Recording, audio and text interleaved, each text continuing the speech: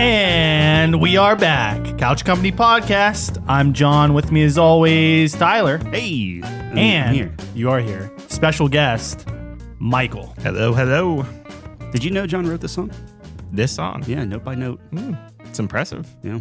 You know, that's what that good education gets you. Right. For, And you know? it was a pretty expensive song, but we did write it. We do have Michael here with us today, and it is still March, which means March Madness is going on. And you were telling us a little bit about your bracket, but why don't you either complain or brag about it? I feel like it's one or the other, right? Like, there's never any middle ground. Everybody feels either really good or really bad halfway through the first round. Humble brag. This is my first bracket in probably 3-4 years, I would say, at least. And I felt a little nervous about it. Changed it a few times, but so far I would say so good. I'm not here to say, I picked Arizona losing in the first round. That was rough. It's better than, Biden's bracket had, I think, Arizona winning it all. And he published it late in the middle of the game, and then they lost. He still lost. So, They're like, that's okay, Mr. President. It still counts. Yeah, it was. And then they lose. Do you think he actually has a bracket? Do you think he's just like, Or if it was a staffer? exactly. Is it actually him? They always make, like Obama did the same thing where they'll Okay. do a bracket. Sure. But I think Biden's like, I know this school. I like this school. I'm going to pick this school. I guess, man. My whole thing is like, Obama played basketball. Like, I can go on Twitter and find footage of him like shooting hoops. The only thing I can find of Biden is falling upstairs. There's got to be a video of Joe Biden. I think there was a silent film of him shooting in a wicker basket. There was no basket. It was just true. Oh boy. So anyways, there's this really interesting thing on DraftKings. One of the pools is an anti-bracket, and whoever has the worst bracket wins $100,000. So I put that in. Arizona losing every upset. Exactly. It's like that's. But you have to pick some like upsets. You know what I mean? Yeah. How does that work? Like, it's just person that gets the farthest or like the closest to what actually happens. A normal bracket works where like if you get one right in the first round, it's worth X number of points, right? Okay. And then every round's worth so many points, and then like if you guess the winner, that's the most points. So you get a total score at the end. This is the lowest score wins. No, I get that. Yeah. Okay, so I see what you're saying. Yeah. And you get like bonuses if you get the matchups right. So like if you pick like consecutive matchups, there's typically a small bonus to it. So it's like one of those things where it's like if you had a team going pretty far to like Sweet 16, Elite 8, and they lose in the first round like Arizona did, that breaks a lot of people's brackets. I think I saw right before this that there's only, I think 180 or maybe 180 perfect brackets out of 20 million left. So just to show you, like, and everyone at that point, like, those got to be people just throwing random brackets out there. That's me. I need to do that. Yeah, I mean, you should have joined it. It was a straightforward thing, you know. Is Warren Buffett still the thing where if someone gets a perfect bracket, it'll give them $1 million or $1 billion or something? Is Warren Buffett alive? Yes, he's still alive. Yeah, right. I don't know about that, but I know that ESPN does, like, if you win on most of those like sites, if you have a perfect bracket, they'll give you like $1 million or something. Like, it's something like that. Totally not worth it, by the way. The odds of getting a perfect bracket better worth than way the more. Powerball, right? What? Getting a perfect bracket, that's got to be better than the odds of a Powerball? I want to say it's not. No, the power. I want to say it's probably comparable. It's close, I would guess. Yeah, because you think like a 1 in 2 chance, but to get every single one of those coin flips right, and then there's so many factors in a 64-man bracket. Isn't that like 64 exclamation point? Yeah, but I guess what I'm saying is how many numbers are there? It's like 0 to 99. There's and you just get 5 of those 16 correct. 4 16 seed teams, so 64 teams. Yeah. So 32. No, right. But for like the Powerball, does it go up to 99? Is it like you have to pick 5 numbers between 0 and 99 or 1 and 99 or whatever? No. Yeah. Is there 99 numbers? I don't think so, but I think there is because it's 2 digits, right? But do you see what I'm getting at? Yeah, so then it's like, okay, so really you're doing like 50-50s, and you know what what effectively the first numbers are. Mm-hmm. And then it's just how those numbers kind of trickle in. Yeah, but you don't, I don't know. actually know. Right, but I'm saying you know the matchup, right? Yeah. Like what you would know how the matchup, like the very first one. Yeah, so like you have a starting point Sure. of like, okay, well, I know that these 2 teams are playing and like these 2 teams are playing. You're probably right. And It's probably literally just flip. I would literally do that. It would Flip a just coin. be, here it is, flip a coin for each one. Well, funny that you mentioned it. I actually know someone from work who did a March Madness bracket that way. He literally just flipped a nickel and picked this bracket and won with like all these basketball aficionados. So what does he do come fantasy football season? Yeah. He basically has a printout of like the ADPs, and he basically flipped a coin to determine who he drafted on each one. That's insane. And- I mean, that's awesome. Please tell me he won again. I don't think he won the fantasy football one. I think he one of the key players got hurt or something. You know, with that, there's a way more difference than, you know, but he called it his lucky nickel, and he took it in, like it was in his wallet for like a full year after he won the March Madness bracket with like all these people who were like super into basketball. I want to ask this guy why a nickel. Such a specific. I think he could only find a nickel. So like no one cares change anymore. I haven't seen a nickel in like 20 years. And the funniest thing is he had to borrow the nickel from somebody. So Oh, so it's their lucky and the nickel was Oh. ended up being that person's demise. So yeah, that a was rough thing. big rip. Have you seen a nickel? I don't think they exist Who's anymore. on a nickel? Jefferson? Thomas Jefferson, Thomas Jefferson, yeah. the third president. Are we kicking him out? Is he Of what? So Susan B. Anthony's going on the 20. Someone tell me No, Harriet Tubman. Harriet Tubman. That was a. Susan B. Anthony. Are you out of your that? Who's mind? Susan B. Anthony? We're talking like What did she news do? that's like 5 years old. Susan now. B. Anthony. Oh, she did the flag. She did the- She did the flag. What is wrong with you? Dude, I don't know. I'm just. I thought you were good at history. There's a limited number of. Quick, Pokemon number 63. Oh, I can't. So I did. He asked me, okay, number 18, and then just by like, okay, well, the first 9 are the starters, and then you do the next 3 or whatever. Yeah. I got it. You got it. It was Pidgeotto. It was Pidgeotto. Pidgeotto. Oh, okay. Well, because he was okay. For context, Tyler was like, last episode. Go listen to last episode, by the way. Last episode, Tyler was like, I wish I could just zap my brain and not like get rid of all my useless knowledge. And like the example he gave was like he memorized all the Pokemon numbers or something.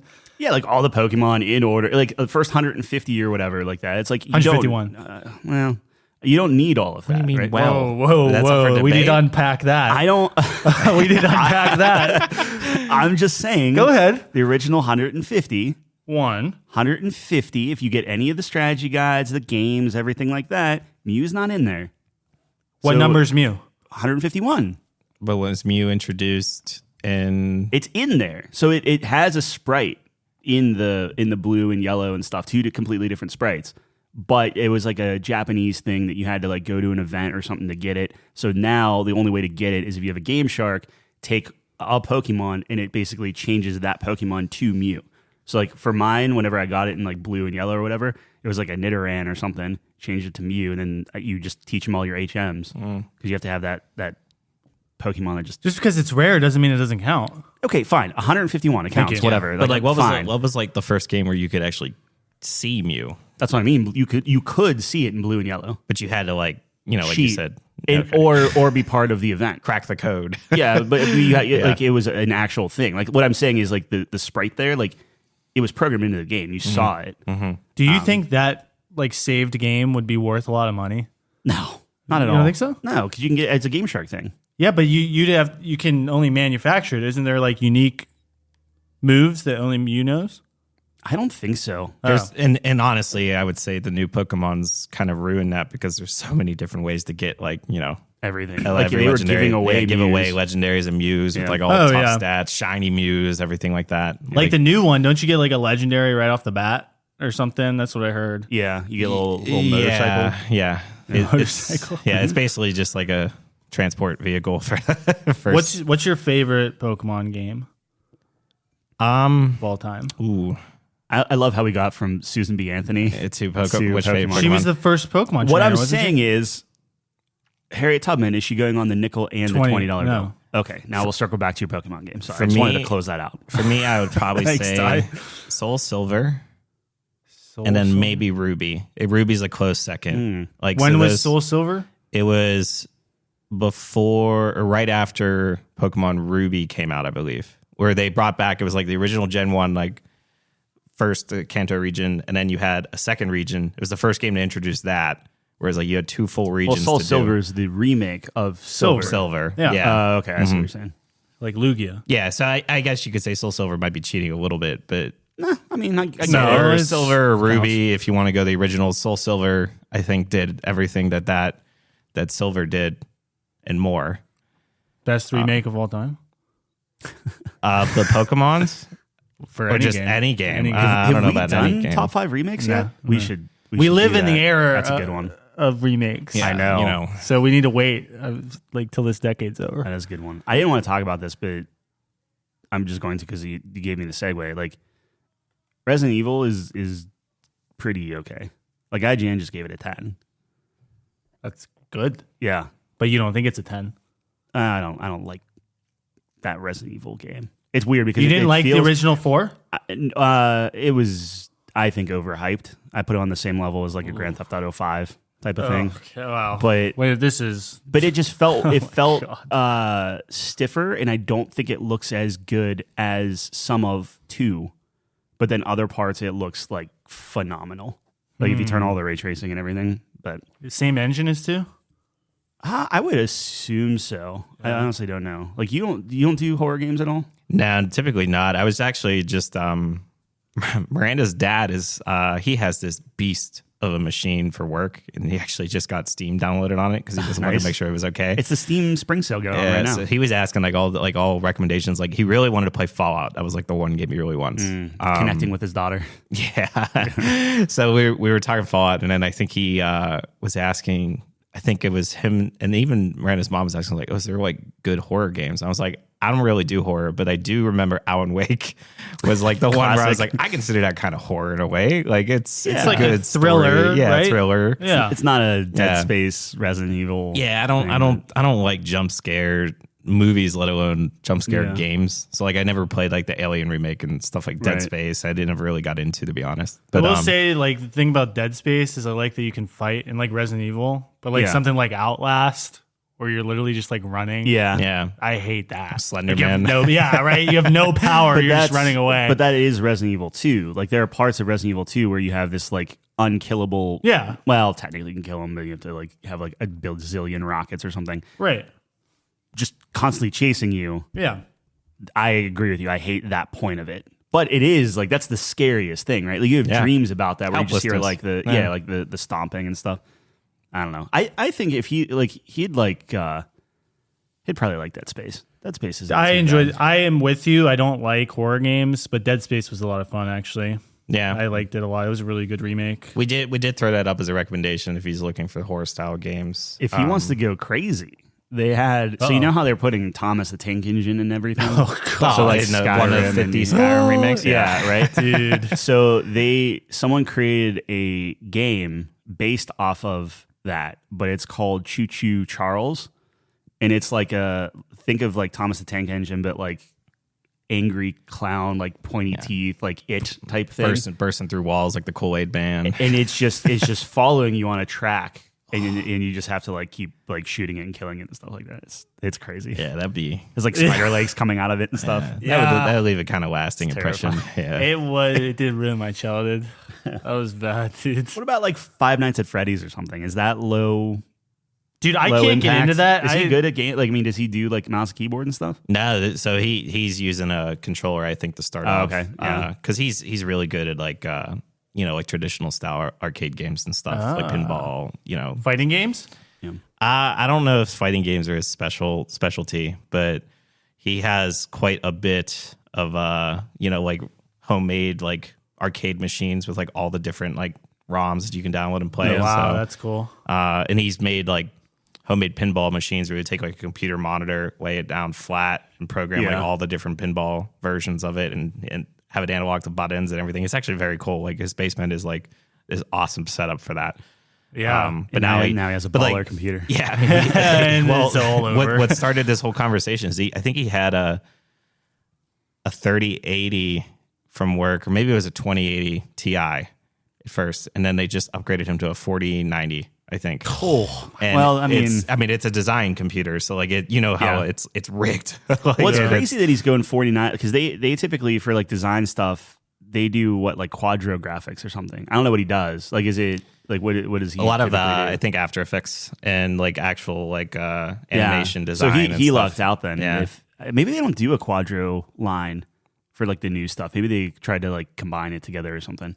I think after buying my 3080 Ti experience, I took a little bit of a break from the graphics card news market. Yeah. So after that, I saw that I clearly bought at the wrong time. So we were literally just talking about this yesterday, where it's like you could get my computer, but better. You can get like the next gen version of my computer for $2,000 less than I paid for it. Yeah, and it's just sickening. Like it's sad.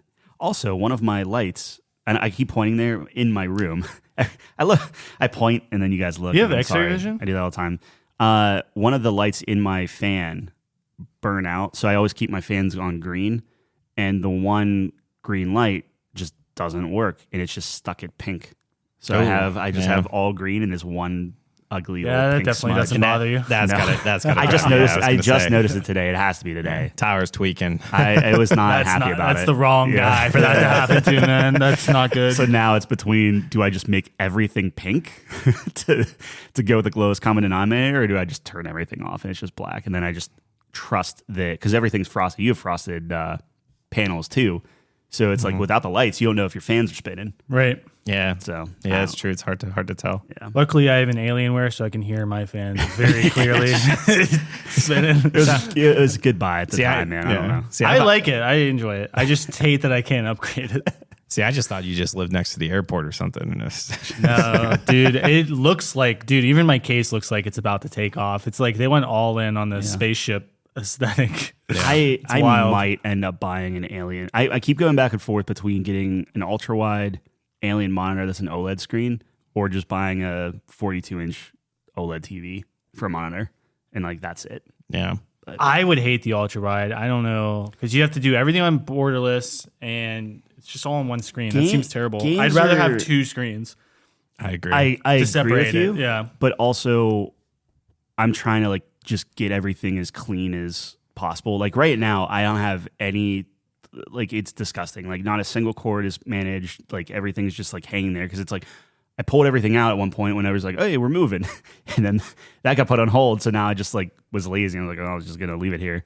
But I'm at the point now where I just want everything gone. I want one. I almost want like the iMac experience where like everything's just in the monitor and like no tower, no anything, just whatever. I don't know. Yeah, I'm not a big. I get the allure of ultra wides. I just couldn't do it myself. I need to have the two screens, and I could do maybe one larger monitor for like actual gaming and stuff. But I think for me, like refresh rate's more important for most of my games. Yeah. I say that I'm acting like I'm like almost like a retired gamer these days. I mean, I only play Hogwarts Legacy now. You need that refresh rate, man, to cast the spells. But like ultra wide, I just think like it's cool, it's immersive, but like if we were playing like any sort of like multiplayer game or like Tarkov or something, you need to look up a map. Oh god, I couldn't imagine like trying to like navigate. It all depends on the game too. I give you that. But if you're playing Forza, ultra wide would look sick. Yeah, it would. So it's just depends on what you want. I have the curved monitor, which I like, which is kind of a weird setup for having another one, but I like it because you're like kind of in immersion zone. You got that 1900 radius. Yeah, it is wild. It is like super curvy, dude. Whenever like the marketing comes in, and it's all marketing, but they're just like, oh, this is like a 1900 curve. I think it's a 1900R curve or whatever, and it's like shape as your eye. Exactly. It's like, oh, they take your eye and they just it's like, okay, it's like you're in the game. Yeah, no, it's 100% probably bullshit, but I think it's cool. I feel like I'm in a little cubby. If they took my Beat Saber purchases and poured them over to the PSVR 2, I would probably own that thing. Because everyone's giving it like wild reviews, except the fact that there's no games for it. Yeah, like I feel like anymore that's with just like VR. No one's just supporting it anymore. Yep. Yeah. Except Valve, right? Valve's like all in on VR stuff. Yeah, but Valve puts out a game every 10 years. Half-Life Alyx was really good. Yeah, it's still the best thing you can play, but that's the problem. And to be fair on what was it, like Vacation Simulator, Job Simulator, or whatever. It's like you're like a convenience store worker or something, and there's like a sarcastic robot that's like, this is what people like to do on their time off, and it's like, please scan the shampoo. It's funny, like it's just like a dumb thing, but it's still like the number one, or like it's in like the top 5 VR games. And they're like, this came out. I mean, how long ago did I get? It's been 6-7 years ago. That was like our second apartment. So it's like we've been here in this apartment for at least 5 years. We're going on 6. So it's been a while. And their developer was just like, look, if this is still like the top, like we screwed up. Like something went wrong here with the whole VR thing. But You played Power Washer Simulator? oh, in VR, that could be sick. I heard that was popular. I wonder if you can do that.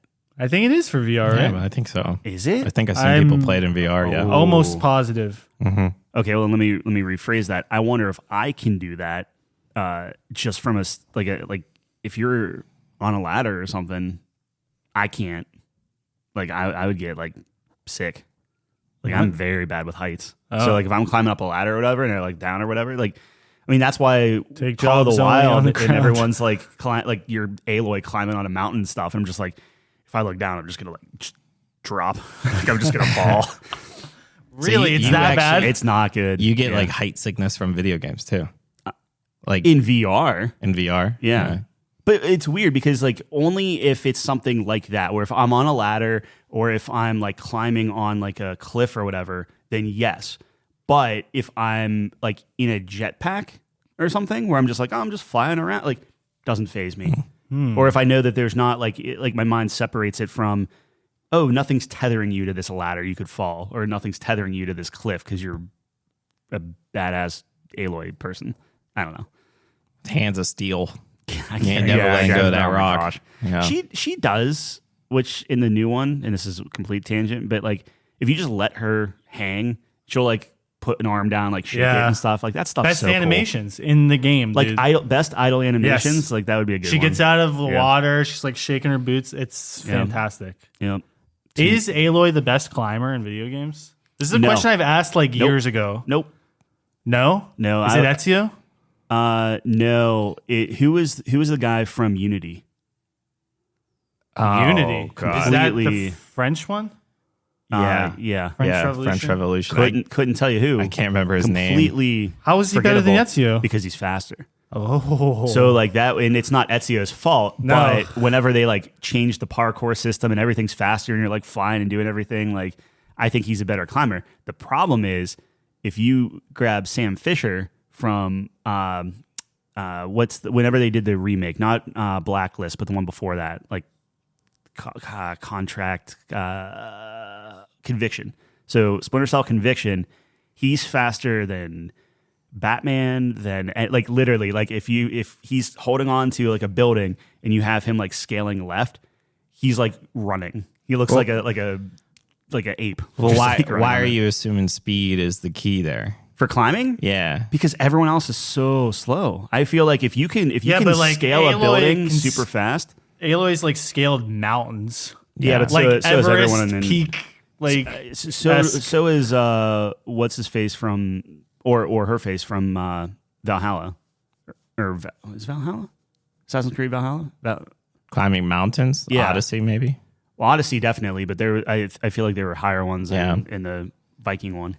I was, when you first asked that, I was thinking like, oh, Ezio is a good one. Nathan Drake, Lara Croft style. Like, it's not so much speed for me. I think it's a little bit of a blend between like realism and how they look when they're actually like climbing that I think I consider more. Oh, okay. So you're adding, But just also, adding like, a couple layers. There. I mean, I'd be lying if I said like mechanics don't play somewhat of a role in it, but I don't think it matters as much. Like, I was thinking like Ezio at first because like I don't think it was 2 maybe, but I think Revelations I think was like right around when they were changing the parkour system in Assassin's Creed anyway, which was I think right before Unity or so by maybe 1 or 2 games.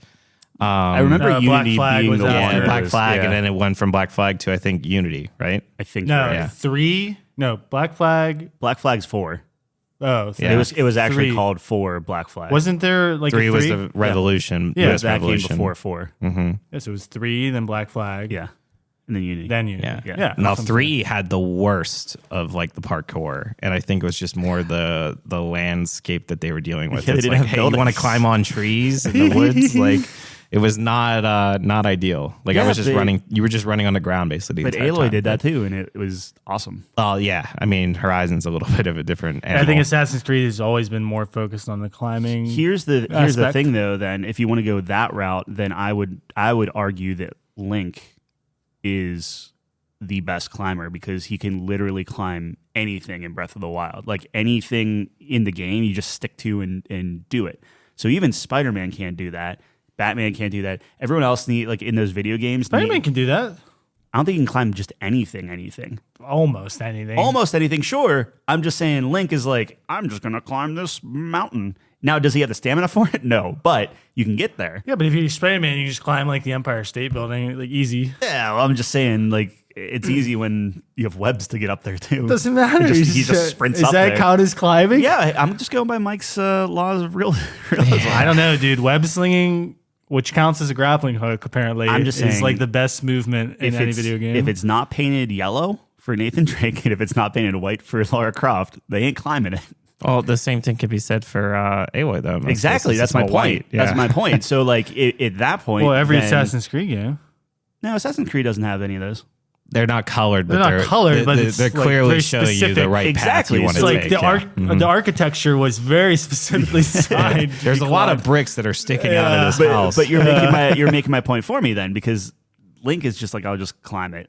Like, if you any tree, you can cut that tree down, you can just climb it up and grab an apple. A skyscraper. You know what Spider-Man climbs really well? Skyscraper. If there was a skyscraper in Zelda, if we're talking about difficulty, I mean, it's like... And like you said, is web slinging considered climbing? Because then it's like Batman grapple hooking to the top of a building. Is that technically climbing? I would say no. But that's the thing with Spider-Man. Spider-Man's literally sprinting up a building. He's just running up one. Yeah. That's not, you have a superpower. Yeah, he's great. Yeah, no, he's very nice. He's a very nice climber. What are we talking about? Climbers. Yeah. So you like Hogwarts? Yeah, speaking of video games. That's a nice transition. Yeah, so I think when I first started Hogwarts, I was really, really enjoying it. I played through basically everything there is to do in the first playthrough. And I remember when I first got it, I was like, oh, I'm going to do like every house because I want to feel the difference in choices and the difference in the missions. That was how I was thinking at first. Ooh, mistake. Now I will say that is certainly not happening. And I think the game is very good. It's a solid foundation. Obviously, it had some technical issues here and there, even on my PC. So I can imagine like Xbox, like I think Miranda's trying to get into it.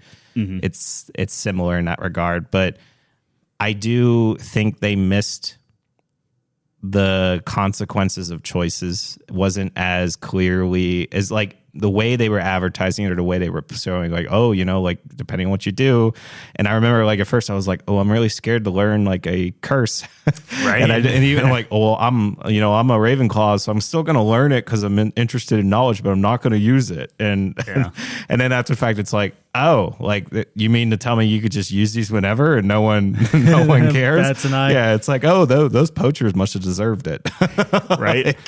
Like your professors are just watching you murder people, and it's like, oh, okay, that's cool. Your body count in that game is astronomically high, and that's crazy. And that was the logic where it's like, oh, so it's like you can't use like Avada Kedavra for like an instant kill, but you can slam a goblin off the ground like 4 or 5 times. Like it's you like summon a lightning bolt out of thin air. Light him on fire, and it's very Hufflepuff to fight these guys and make sure that you're like proccing like diseases on not diseases but like curses on everybody. Yeah. So then when you do your Avada Kedavra, it kills everybody at the same time.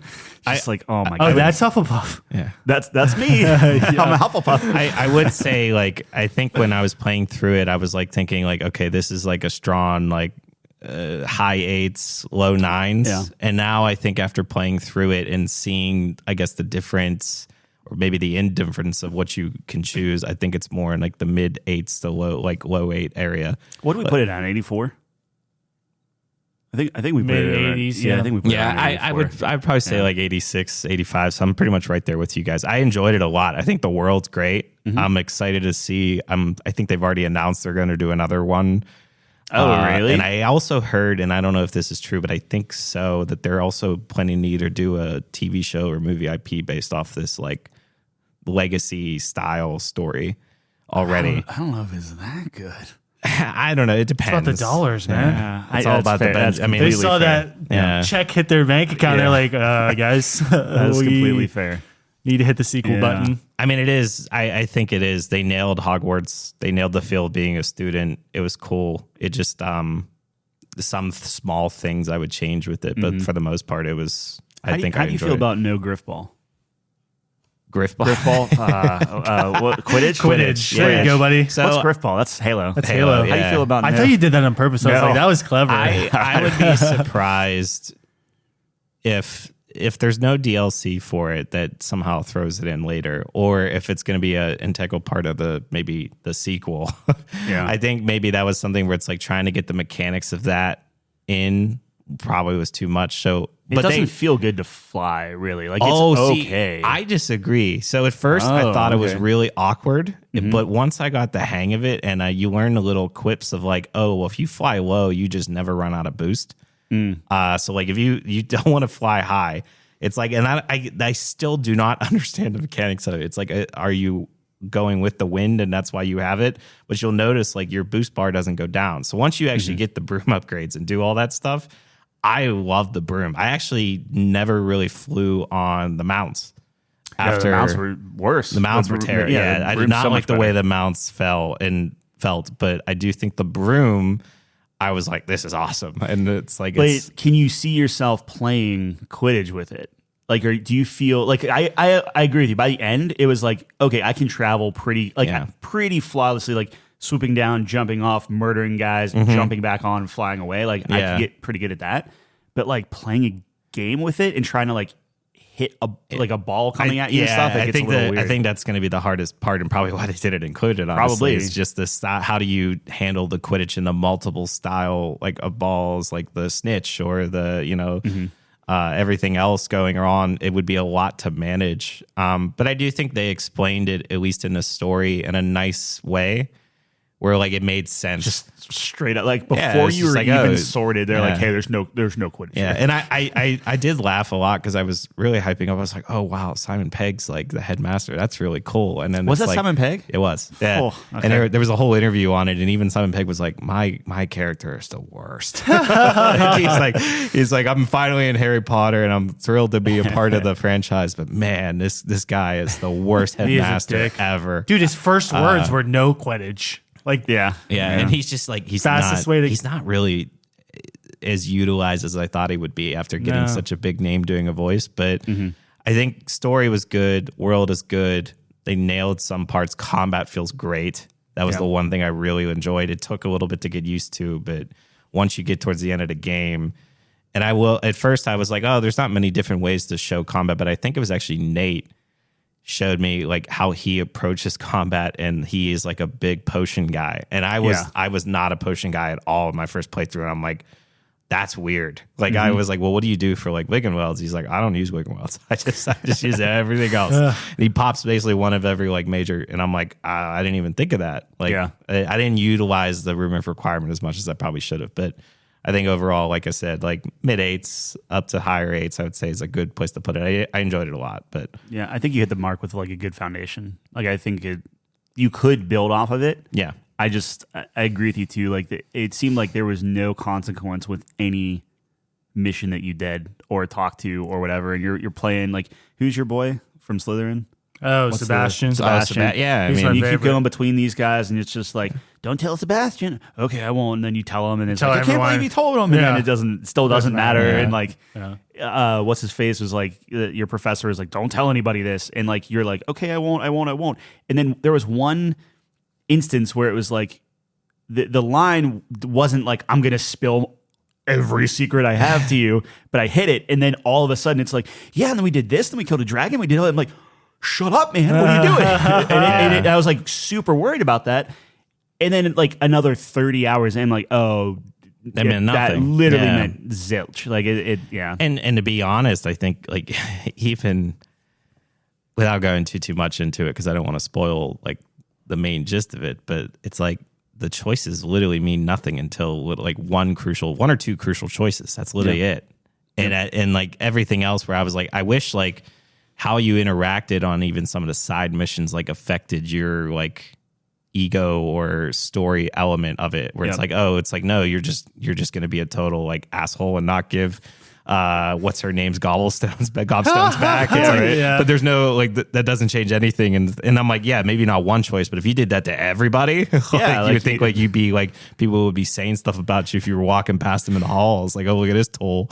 I go into a fight club, take the person and just smash them off the ground 12 times. And then they talk to me right after and like, oh, hey, yeah, good fight. Yeah, see you in Summoner's Court. Okay. Dude, the thing is, too, like, since you don't really have any dialogue options, it's like you're really nice until the end of the quest where you can be an absolute asshole. Yeah, and it's like... and they were close to it. Like, it's like some quests, like, if you are, like, an asshole, you do get rewarded differently. You can get more money out of it in some quests, but it's not every quest. I like that element, but just everything else... needs to be a Paragon Renegade system. It's just like you're picking dialogue, but you're not really picking it, I guess. You're not shaping anything. It's like it's a set world that you're just kind of...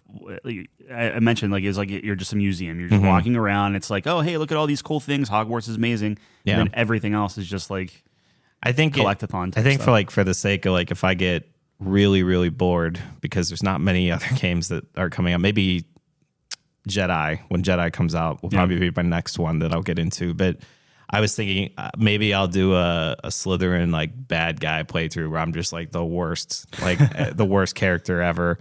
Yeah, it's just a difference, but in the end, it's not that much of a difference overall. Like, if you were like that, then the bad guy should like take you under his wing, type of thing, right? Yeah, like it's just like, oh, hey, yeah, you seem like a good guy to have on my bad team. Or like if you find, I think like there is something in the game where if you find the dark arts battleground or something, you can learn all the unforgivables even before like you progress through the story. That's cool. It's a little hidden, but there is a place where you can find it and do that. If I do a second playthrough of Slytherin, you better believe I'm going there first. Sure. I'm just going to like, oh, I don't need Bombarda. Like, just give me Crucio and everything else. Bombarda's real good though. Yeah. Avada Kedavra is the most OP thing ever. That's actually a separate topic. That's another top 5 you should do. Top 5 spells in Hogwarts Legacy. Should have been one that... that's a good one. Specifically in that game or in the IP itself? I would say in that game. Okay. There's a lot of spells in the whole... Well, that's what I'm saying. Like, down. If you're talking about the whole thing, you could. There's so many busted spells that are just so OP. Mm-hmm. The fact that you can kill someone with like no consequence at any point, and it's like unblockable unless you have a twin wand or whatever the fuck happened in the movie. Yeah. It's crazy to me. I should read those books someday. I do have them. I meant to like start potentially reading them again, but honestly, ever since I went back to school, I have no inspiration to read for fun. Sure. It's like it's just beating out of me. Sounds like you're in school. No, I was like so I finished my master's like a couple of years ago, and I'm still in that. Like it was like when we moved out, I was like I started reading a little bit more like for fun, and I'm like, this is nice. And then when I went right back to school, I'm like, nope. Like I have no inspiration to pick up this book and actually read. I would say Harry Potter, if you get back into it, probably the easiest one though. Oh, it's sure. It's such an easy read. It's like crazy easy. If you want a Star Wars reference. Oh God. I'm just saying. 30 minutes there are 2 books. Okay. 2 books. One is called Lost Stars. It's Star Wars. It goes through all the movies, but through like none of the main characters. It's all like these 2 like Imperial pilots are kind of going through, and they have like the milestones of what happened in the movie. So like the Death Star blows up and how do they handle it and all that stuff. Extremely well written. That's my favorite Star Wars book. And then I just finished Thrawn, which I think you would like because it is very like tactical, and he's like this just, combat genius.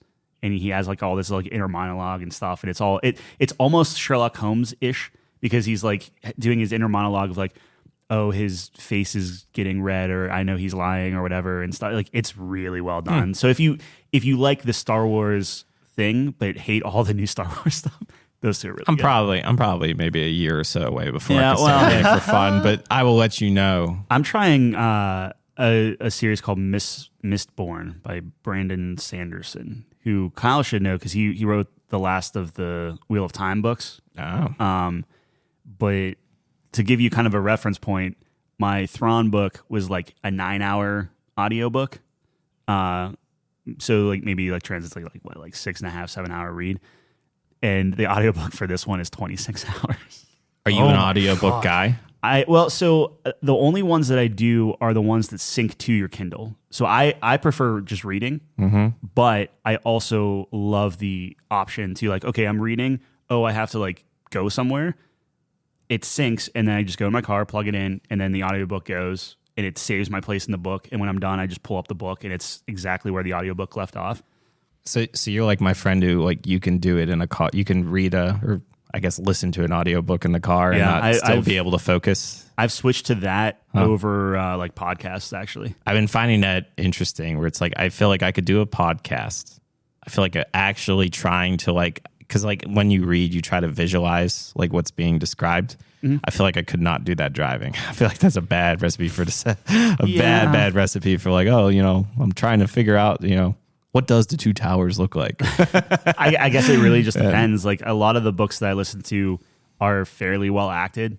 So like it's almost like you're listening to like a TV show. Yeah, like dialogue. Like that. That would make sense. Yeah. Would you say you potentially lose something when you switch? Like, what if there's like an important section that you have and you're switching to audio book? Do you feel like you've ever lost anything? Because you were telling me the last book you read, the majority of it was audio. Yes. And you did not like that book as much. I did. I wonder if that contributes to it. It could have. I don't think as much. Like for the, I literally just finished Thrones. So that's why it's on top of my head. I think it was like almost overacted. Like everyone was so like flamboyantly like over the top on like, oh, I can't believe Thrawn cursed me again. Like whatever. And on one hand, it was like I just didn't like the performance as much, even though I normally do like the guy that does it. But I really did enjoy listening to his version of Thrawn, and then when I'm reading the book, he's very slow and methodical and stuff, and I was reading it in that way. So it's kind of like whenever I read the novelization of Episode 3, also a very really good book. You had all their voices in your head too. So it's kind of like a give and take. It's like maybe if you do parts of it where it's like, okay, you get a flavor of like how they're kind of supposed to be acted, and then your kind of mind just takes it from there. I don't know if I'm answering your question. No, I think I like people who read, which is not me. Yeah. Like, I've heard from people that like when you're gonna read, you're not gonna do better than that because it's literally whatever you want. Yeah, right? You're seeing exactly what you want to see, what you want to hear. Yeah, no one's gonna voice that better. I don't think I'm doing anything too crazy. Like Star Wars, it's not hard reads, right? So like now that I'm doing the Mistborn thing, that's a little bit more like Game of Thronesy, Tolkien. Like this is like his like fantasy world thing. And it's a very new thing, which is why I was doing that over Harry Potter, because it's like, okay, I already watched the Harry Potter movies. Like I get the gist. This is a completely new universe. So I think this will be like a test of, do I listen to it? Do I read it? Which do I like more? I don't know. Yeah, we'll see. Interesting. That's the book section. You know what other top 5 we should do? This is totally different. Top 5 books of all time? No. Okay. Bible, Maybe. number 1? Bible 1? Bible 1? Which one, though? Gutenberg? I was the Rainbow. Dude, the Gutenberg Bible's worth so much money. I'm sure. I saw it on Pawn Stars. Yeah. One leaf. Okay. One leaf of it was like $100K or something, or like. This is a little sacrilegious, but there was an illustrated Bible that I saw once, and Adam and Eve were naked, but they were like naked.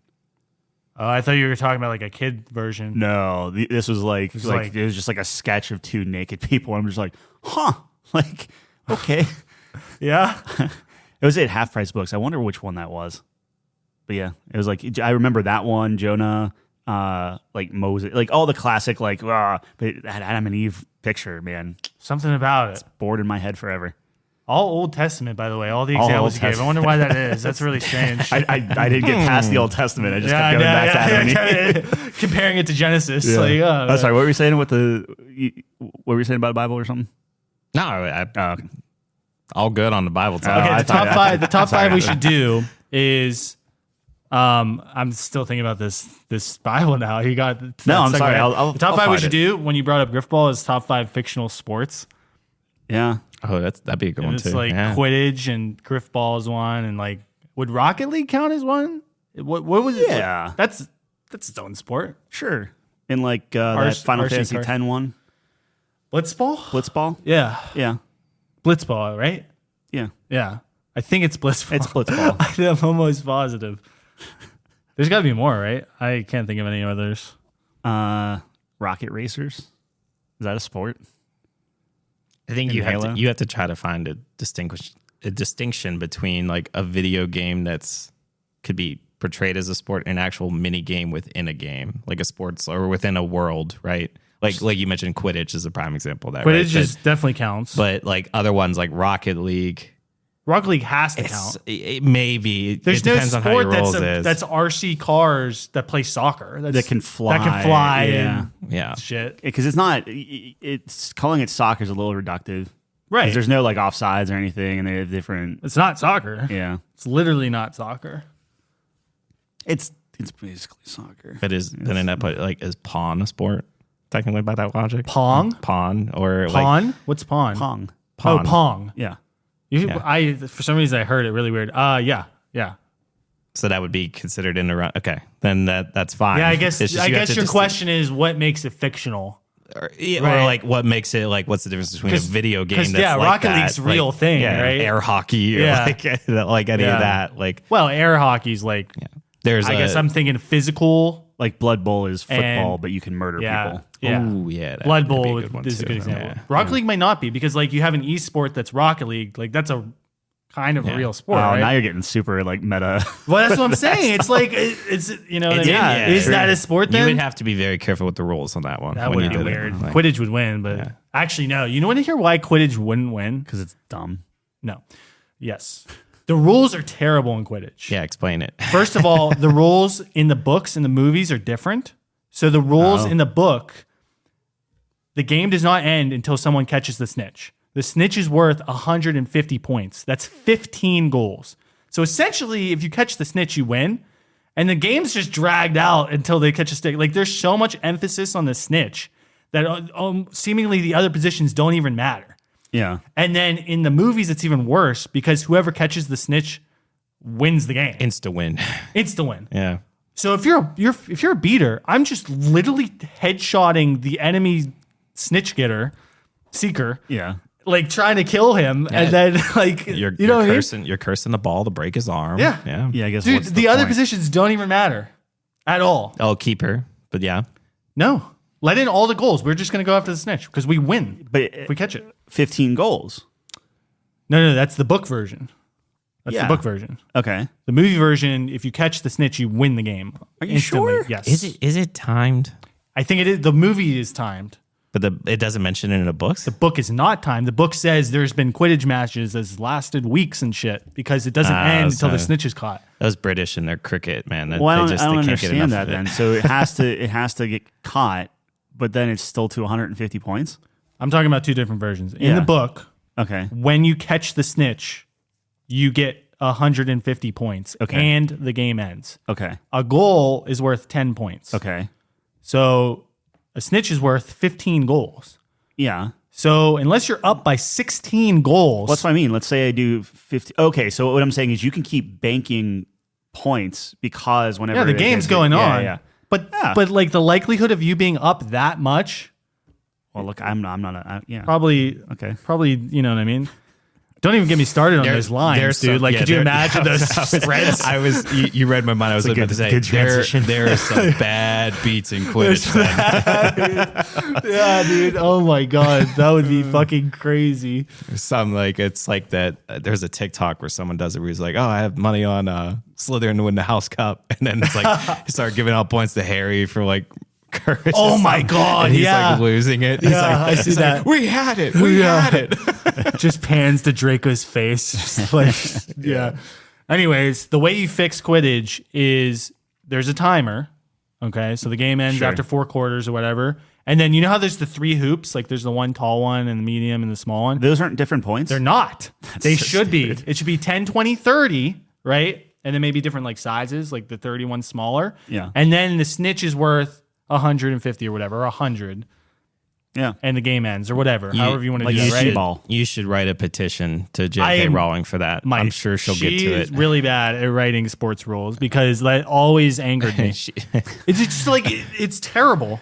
There's a lot. Seeker's There's a the lot whole of team. things she's got to take care of first. I was going to say, I don't think you'll let her sit. I'm just saying the Seeker means everything in that.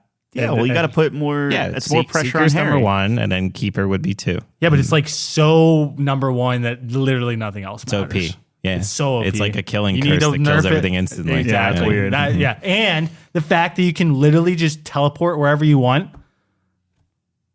Can you? Oh, yes. I thought you can evaporate. Not on anywhere. Hogwarts grounds. Yeah, however, except on the main plot point of the entire Let's take movie. a step back. They don't teach that until you're a 6th year, I think. And Oh yeah. You have to get a license. How many years are you in Hogwarts? 8? 8. yeah, No, 6. I thought it was like 6. No, 8. Shit. Let me think. How many books? are there? 7th year maybe. 7 Seven. books. 7 years. 7. Yeah. Yeah, but are they actually in school for that 7th year? No, but they're supposed to be. Yeah. Oh, okay. They had to leave early. What a wild. Harry actually didn't graduate. He never went back. Yeah. What a flunk. Idiot. Yeah, Yeah. He's overrated. Between that and literally destroying the Elder Wand, Yeah, he's an idiot. Dude. doesn't get He much worse. destroyed Than the that. Elder on. Yeah, he's the villain. He's a bad guy. No, he's not bad. No, I think he's certainly not the villain. I think he's but stronger than Gandalf. No, I don't dude. think Harry. I'm telling you, bro. Yeah. Movie Actually, Gandalf is. Dude, there was this Reddit post that was like, movie Gandalf is like a fighter who like has one spec in the Yeah, wizard or something. right. Like he can cast cantrips. He came back to life. So? Okay, Harry Potter didn't do that. Yes, he did. No, he didn't. Yes, he did. He was never killed. Voldemort killed him. When? At the end, he goes to the Forbidden Forest and he sacrifices himself because he's the last Horcrux. And then he comes back to life. Is that true? Checkmate. Whole resurrection stone too. Was Checkmate. part of that. The Deathly Hallows. Yeah. Apparently, don't He had remember. two. Checkmate. Why couldn't Dumbledore Gandalf do literally that? like has a sword when he's fighting. What's the big battle in the third one? not Helm's Deep. Not Helm's Deep. Thank you. Yeah. And like he never casts any spell. Like what spells does he cast? He walks into He the does village. sunlight. It wasn't actually a spell. It was just the sunlight behind Yeah. him. He also- but- he That's like a but cantrip. That's like a He first level spell. He got Saruman out of the king. Yeah, that's a spell in a way. oh yeah, he exercised the. Yeah. Did you ever cast like a fireball? Did you ever rain meteors from the sky? Like, like 9th level spells. broke- Yeah, but to be Wizards fair, supposed to have. Harry's favorite spell is Stupefy in the movies, and then like Expelliarmus in the books. Like, what else? At is least he casted spells. Like, Harry didn't kill an army. Gandalf's sitting there fighting with a Yeah. sword. Gandalf It's like, doesn't have to. You're the Yeah. most powerful wizard like the world, bro. You should just be smiting things. Gandalf's kill count's got to be higher than Harry's. Like, it's not even His kill count's higher. I just think like his injure count everyone is still higher. everyone tells me how OP Gandalf is, and I watch the movies and I'm like, where is he OP? You should see him on a broom Pippin's more OP. doing the Quidditch thing. He's What? just- Take Pippin out of that movie, they're fucked. How? Tell me I'm wrong. Explain it. He did the thing. He did the thing. Okay. Didn't he have an important role in that movie? Pippin? Yeah. Marrying Pippin? Talk to some trees, I guess. Oh, the worst part of the movie. God, Treebeard's the worst. I can confirm Two Towers is.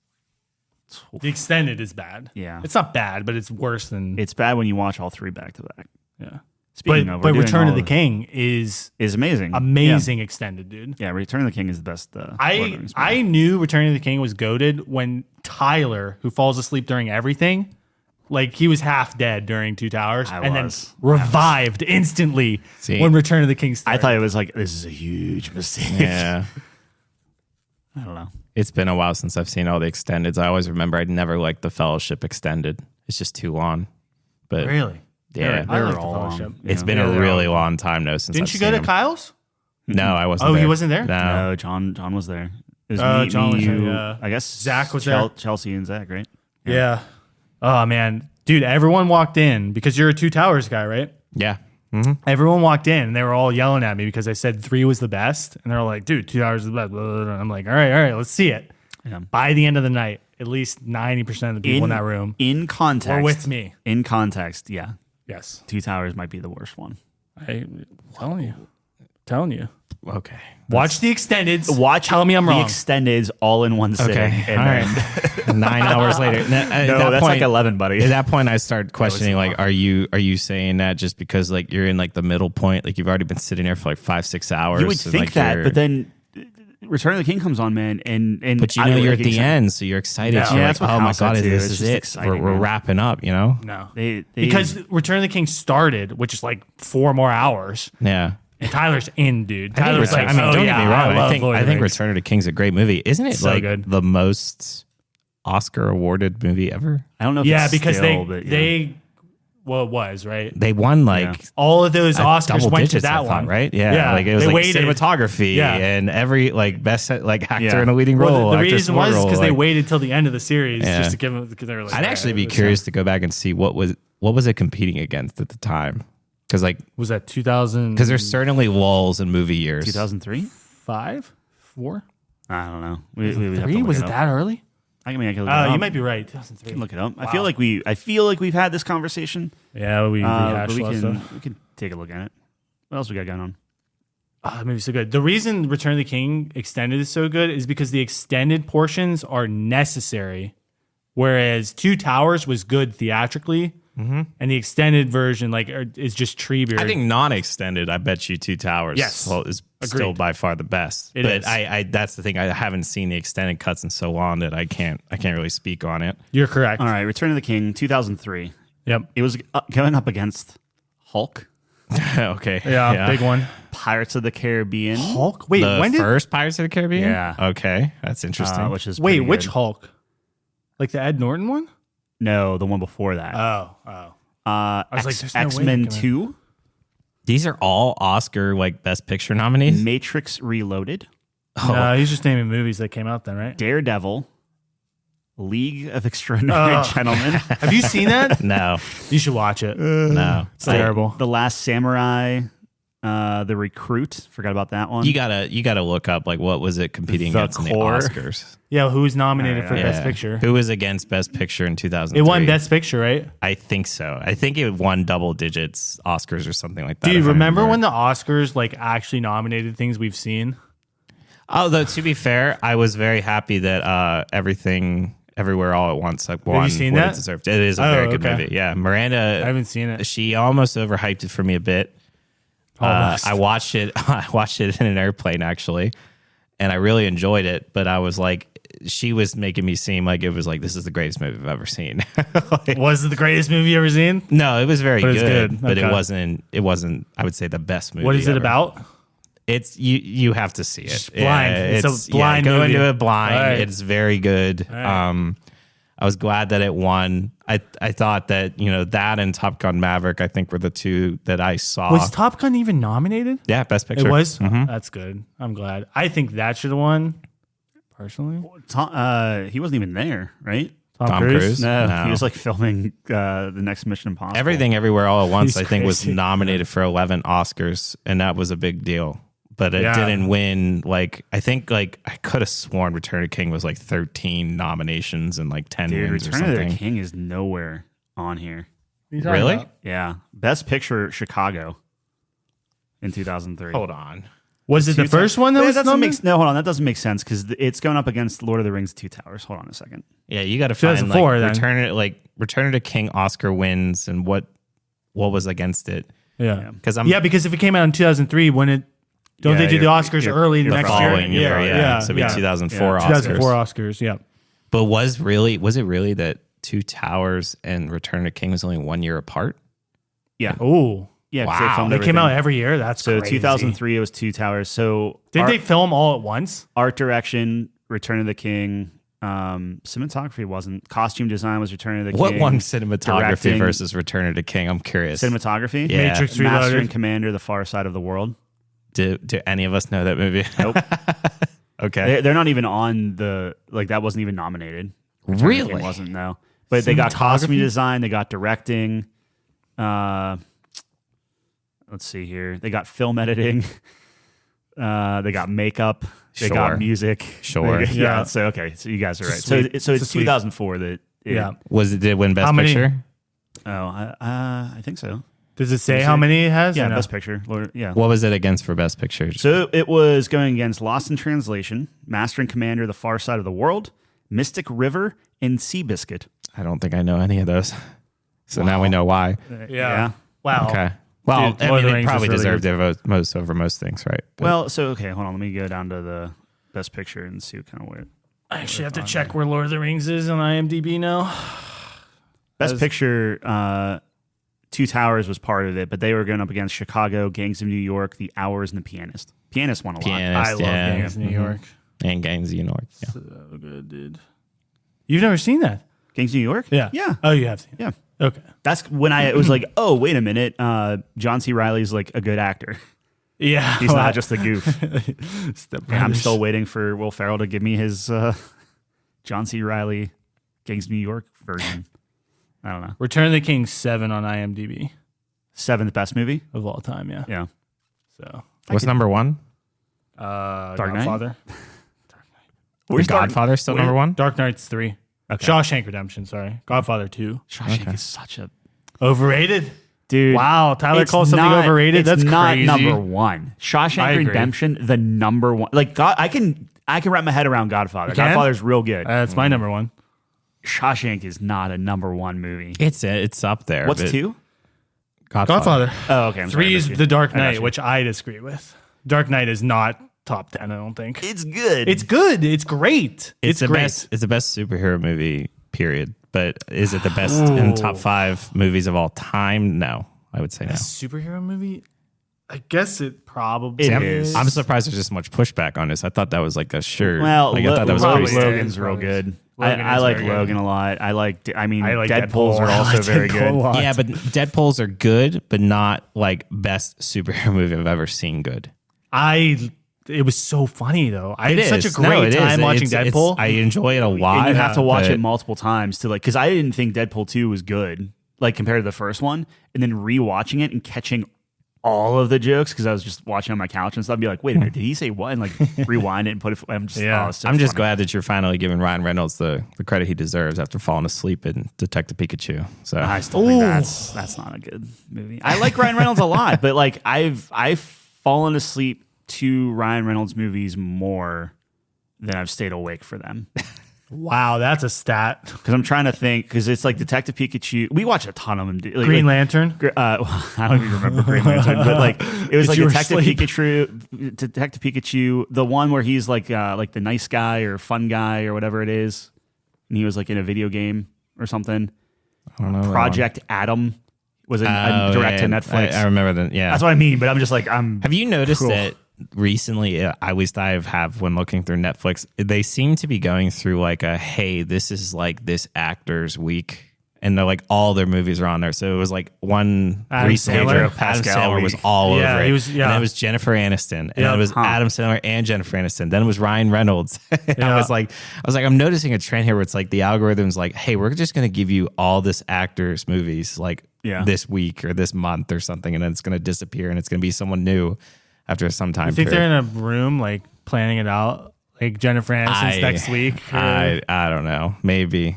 Why would they do that? What's the purpose of that, anyways? I don't. Try to be an algorithm, Try right? to Like keep it's- things fresh. Although that is my biggest complaint with streaming services, how it's like sometimes when you've seen it on the network or on the streaming service, you're like, oh, I'm going to go watch that one day.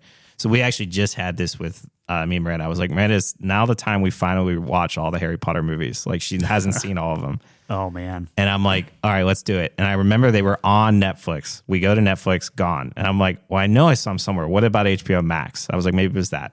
Can't find it. We went through every single streaming service we had to the point where then you start Googling, like, where can I stream these movies? And it's like, oh, it's on Peacock. I'm like, well, I was like, It was on HBO Max. It was, yeah, 'Cause that's- that's where the special came out. yeah, and then it was just, and then what was weird is they still had the special on Yes. HBO Max, Yep. but not the movies itself. And I'm like, why is it like when you like they're paying for these rights for these movies and they lose them so quick that it's like it's hard to keep track of anything, like where it is, to watch it. And That's it's, what happened with Friends. Like I was trying to watch Friends like a year ago or something, and Netflix I remember was a big thing. It's like they Yeah. paid for Friends, Yeah, and then they got rid of it. Friends in the Office. Miranda Yeah, just finished Friends. I think it's on Amazon. Yeah, Yeah, yeah. Sure. Prime Video. It was on So, Netflix though. We still have a nice DVD of that where it's just that red box, that elongated one with like all the little DVDs in there and stuff. The Friends? Yeah, all 10 seasons or 10 seasons. Yeah, 10 seasons. 10 seasons. Yeah. Is Friends in your top 10? TV shows? Yeah. Oh yeah, it has to be. Me too. I think it just makes it in at like 10 or something like that. I always try to I always think like, is it just nostalgia? Am I a bit like the moment I start watching it, I'm like, no, this is like It's fantastic. so good. It is good. Yeah.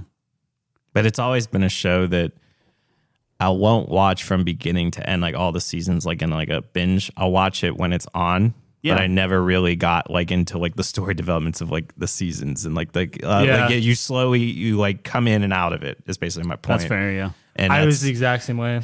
Yeah, where other shows were like you could watch like The Office from beginning to end, like if you really wanted to, or Parks and Rec. Some shows like that are better suited for some reason, but for some reason with Friends, it's only like, I don't really need to know every episode or need to see every episode. Friends does a good job where you can cherry pick it and it's fine. Yep. But if you've gone the whole way, then you can kind of find these little inside jokes, but I don't think it takes it as far as a Parks and Rec or even more so an Office. Same thing with like Brooklyn Nine-Nine is in my top 10. Like I still think that show is brilliant, but that specifically is like they always build on it. They found something funny in one episode and then they're like, this is going to just be a thing that we just keep calling back to.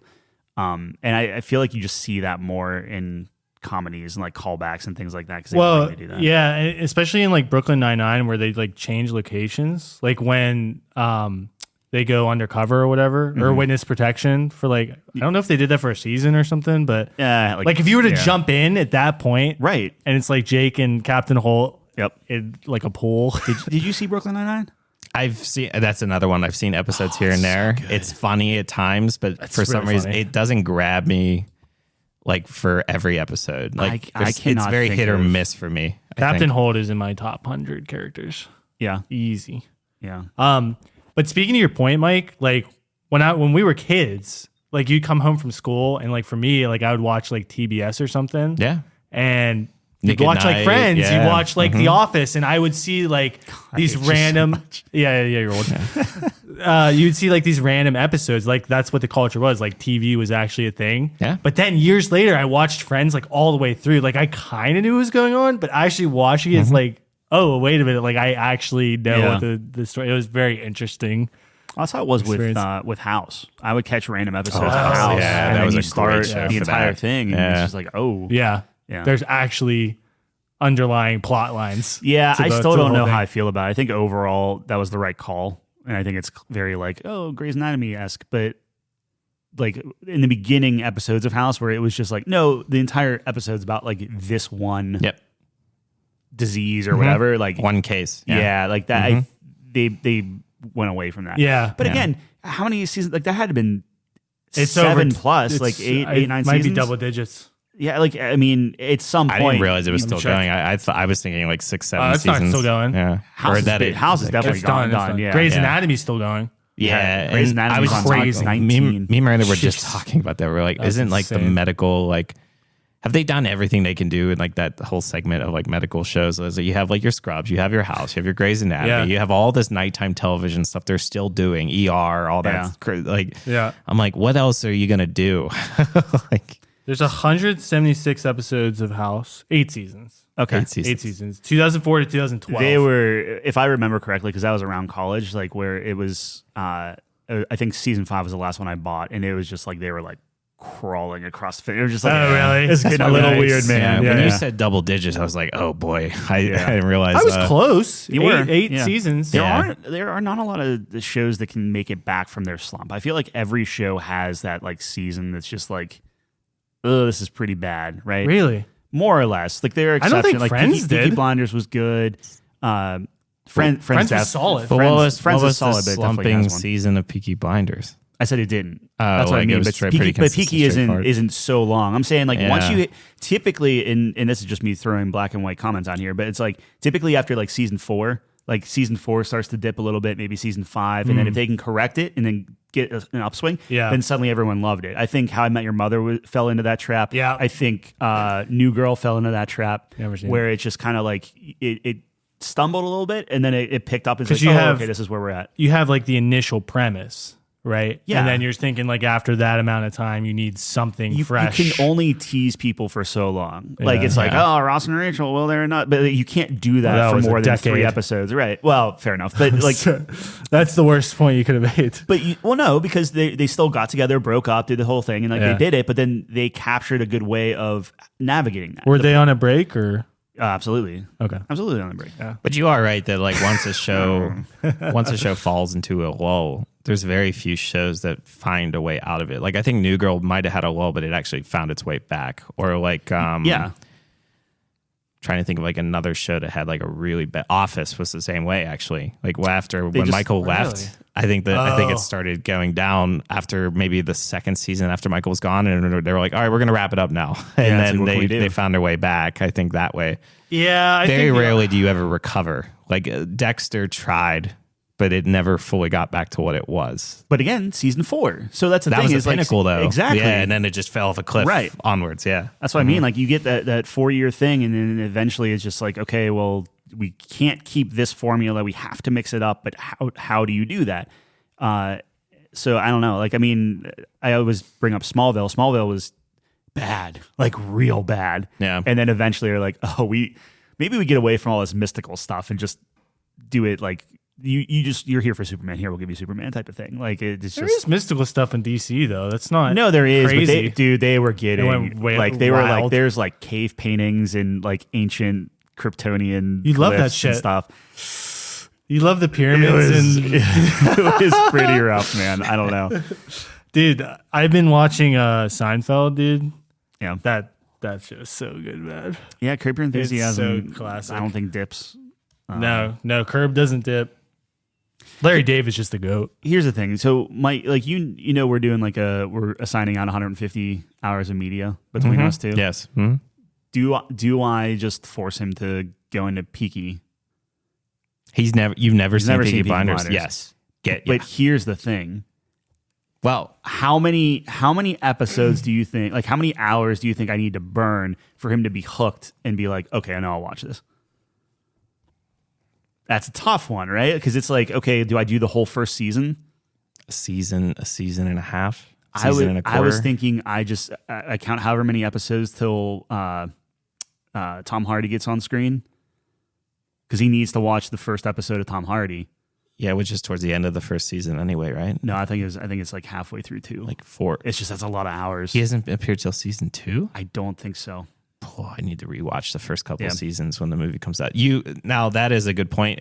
I was thinking, well, it depends on, are you still in the phase of like we're going to punish each other, or are we actually going to give good media? I've never punished him. I want to be very clear. I was punished, never punished back. You were punished severely. Yeah. Have you ever seen Freddy Got Fingered? No, and I don't think I want to. It's a gem. I'm sure it is. I think you should watch it just. Like, I feel like you're a more cultured person when you watch that. Like, you've experienced the depths of hell. It's on Plex. You need to hit it and tell me how far you get. That is a great challenge. That's an amazing challenge. Keeping in mind, I had to finish it. Maybe we'll. I don't think he makes it 5 minutes. I think you watch it with Miranda. I am curious what she thinks of that film. Actually, okay. Oh my gosh, she has to hate it. That'd be amazing. See, I don't know. Like, Miranda is an enigma wrapped in a question, but like, she can't like that. She appreciates weird movies. So like, if it's weird, it might work. The way I describe this, Mike, is you ever seen like The Room? Yeah, that's like it's like funny because it's funny just how so bad it is. Yeah, mm-hmm. This is the most brilliant film because it just doesn't get to that funny point. It's just bad. It's like just teetering the edge. It's like a formula for how to do something horribly. Okay. League of Extraordinary Gentlemen. Bad movie. It's a bad movie. But still a fun ride. Mm-hmm. This thing was like... You haven't seen it. You said you didn't see it. I was ashamed to have it on the screen where like I literally took it off and put it on my phone so Chelsea didn't have to watch it. I mean, I think maybe going back to the original question, I think he answers at least a season and probably like a season, like 3 episodes. It's season and 2 episodes before he's... Yeah, but how many episodes are? It's 8 episodes in a season or something like that. So I'm gonna be burning like a dozen hours. I think, right? I don't remember. I think most of them are 6 to 8. Yeah. The last one was 6, right? Or was it 8? I honestly don't remember. Jeez. I thought it was like this 8. This is bad. Yeah. I get a ton of Peaky Blinders clips, but I haven't actually watched like the episodes in a while. Well, so the problem is, I think you'll watch it because you aren't against Peaky Blinders, right? No. So like you recognize like, oh, everyone's saying it's a good show. I'll probably It like is, it, whatever. Yeah, I would say it's like top 3 favorite shows of mine. Yeah, it's ever. Wow. It's low on relatively for being like the top 3 of your favorite shows. Like it's relatively low on like IMDb, but it's up there in the for me top too, 100, right? I think. Definitely in the top 100. Oh, yeah. Like I think it's 70 maybe. Like it was surprisingly low, I thought. It does start a bit slow, but same. So you can say the same exact thing about Breaking Bad, and that's the part where it's like it's always hard to like come out of the gates and explain the characters in the world. Breaking Bad doesn't start slow. Oh, it does. Well, the first episode does. First like 3 episodes until the bathtub. That's a crawl. You got to crawl. I don't think before, it's that you bad. gotta I crawl think you're before you misremembering. run. Because Dude, the first episode is like the one where he thinks he's going to get caught and he like almost kills himself, but the revolver wasn't loaded. but to be honest, I tried rewatching Breaking Bad the first time. I couldn't do it. I was like, I don't get why people like this. And then someone forced me. He was like, you need to keep going. Just get to like episode 5, episode 6, and then you're starting to get lulled in. Yeah. And then you're hooked at that point. But it took me I want to say 4 or 5 episodes before I was like, oh, okay, now I see why people like want me to. But you can't do that now because you know where it goes. So Yeah, no, even it's now, if you different now. rewatch, you're like, no, it can't be that bad. And you're rewatching it. Yeah. In the back of your mind, you know, like Exactly. Yeah. his face is gonna get blown up in half or whatever. Yeah. You know, like it's not. But going into it, explode up. going into it with like blind, it's hard to have Peaky somebody Blinders? sit through it. Well, I was thinking we're Breaking Bad, but even Peaky Blinders, I think Peaky Blinders, the first couple episodes, you're like, okay, I get it, but it's a little slow. And then when it finally starts like sprinting or running towards the end of the first season, you're like, oh, this is really good. And they basically have a very similar. The pacing in the other seasons is a lot better, I think, where the first season starts off a bit too slow, but it's because they have to, show you the characters and then you start noticing the development in the other seasons. So it's a great show. Yeah. Can't wait for the movie. So kind of on the because we're talking about TV, Last of Us finished up Yes. 9 episodes. Yes. What would you rank it overall? In my like favorite shows ever. Yeah, like does he even does he breach that? I think it's a little early because it's only 1 season, so it's hard to put anything that only has 1 season in like your top 5 or anything. Interesting. Okay, I would say it was brilliantly done. I applauded almost every change from the game that they went for. There's a few that I maybe was like, I don't know how that's going to play out, and it was also from Miranda's perspective, and even Miranda's family was getting into it. They were like falling in love with it, and they're like, like literally, her mom's asking me like, "Is the game like this?" And I'm like, "Yeah, it's very narrative driven story." And she's like, "I might want to play it." And I'm like, "Oh my god!" Like that, the show that I'm like, that's a pretty impressive for a show. Yeah. So I think like by far it is the best video game adaptation I've ever seen put on movie or show. Ooh. Period. And I would say I'd rank the first season like a 9.5 out of 10. Wow. Okay. Now where I'm going, the real interesting thing for me is where do they go from here? And because they have already hinted that it's going to be multiple seasons for the second game. And then I'm like, well, don't turn into like a Squid Game where it's like you had a good thing, but you're going to ruin it with like, oh, we're going to drag this out to 4 seasons. Like I think 3 seasons tops is like what you have to set yourself to. And I could see maybe I could potentially see 3 seasons for total for the whole show, 2 seasons for game 2. But anything more than that, you're like, okay, because that was the one thing where I was surprised that throughout the first season, they sure didn't want to talk about, the actual travel itself. Like it's like Boston to Kansas City. And it was like, that was the one complaint. I was like, oh, where's Pittsburgh? They bundled it. They bundled it into the Kansas City story, and it was still really well done. Where all the key things from Pittsburgh in the game were used in Kansas City. So it still worked out really well. And obviously you have to condense a, 30-hour game into essentially 9 hours or so, we'll say, because each episode's anywhere from like an hour to hour 45. But I think they did it really well. Any risk they took, they nailed storyline wise. I definitely think it is by far the best show I've seen recently. Like I would say, like if they do that again in season 2, we are talking like Peaky Blinders territory for me. Wow. We're getting to that point. But I don't know. What do you guys think? Well, I mean, look, okay, here's the thing, dude. I am so sick of Last of Us stuff because they like remade the game a million times. Tyler did force me to watch it, even against my wishes. I got to episode 3. I feel like that was like, if I'm going to get you, look, it's very good. It's a very good show. Yeah. Solid. The acting's great. Story's great. I loved the first episode. That was fantastic. Yeah. I didn't keep going with it. I was like, yeah.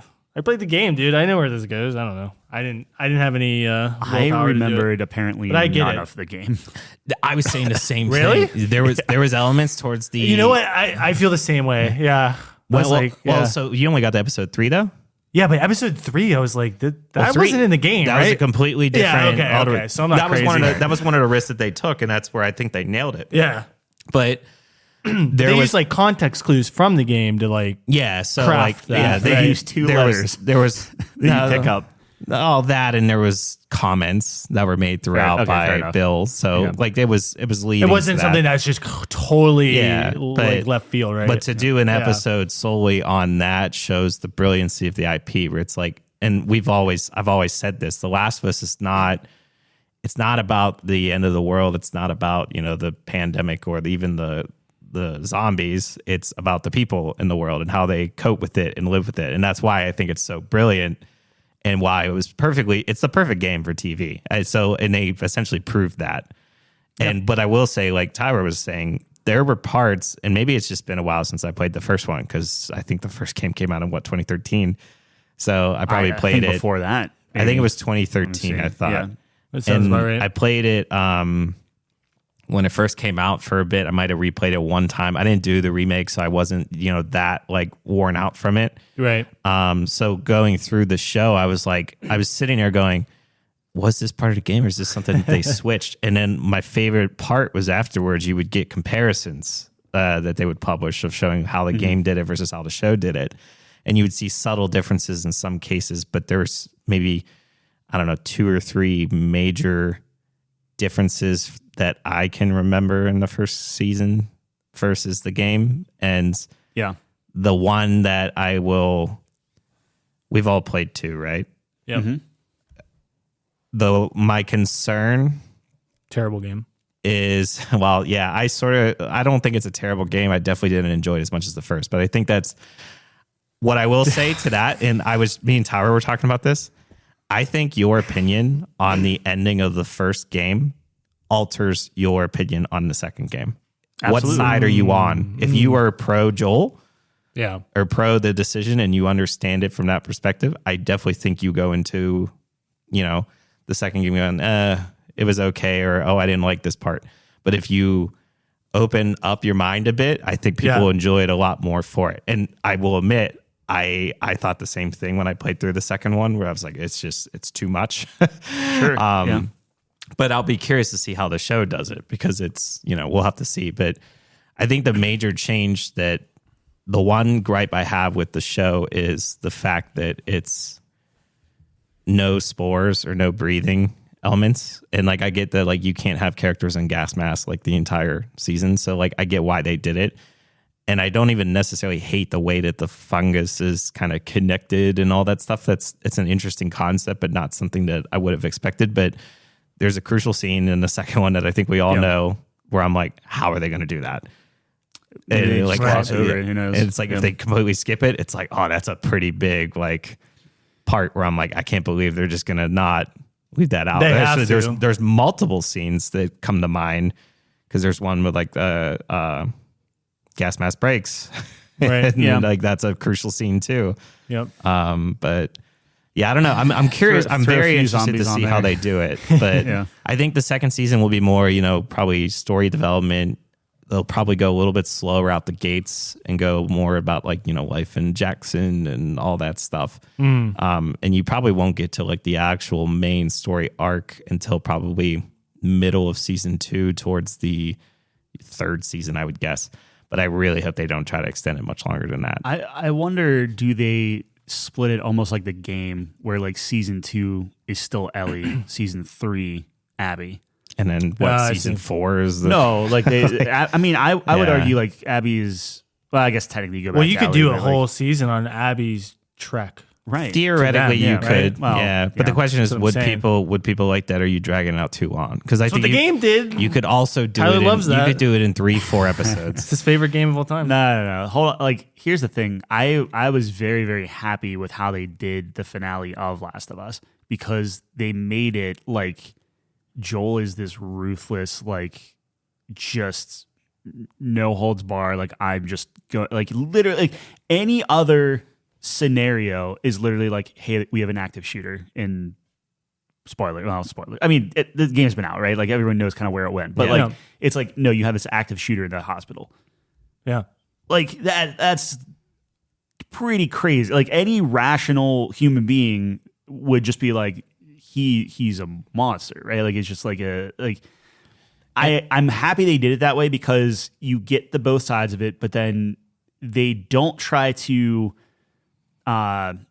paint it in any better light almost. Like you see him where they're just like, no, like, oh, I'm down. Like, this guy is not a threat, right? Like you shoot him once and it's just like, well, now I guess I'm going to finish you off with my knife. Like he was just like, you're brutal, man. Yeah. No, and like, I like that, like you said, they didn't really show that element of Joel until the last part of the 7th episode when he's interrogating the people in that scene to try to get Ellie back. I guess he doesn't kill the female doctors.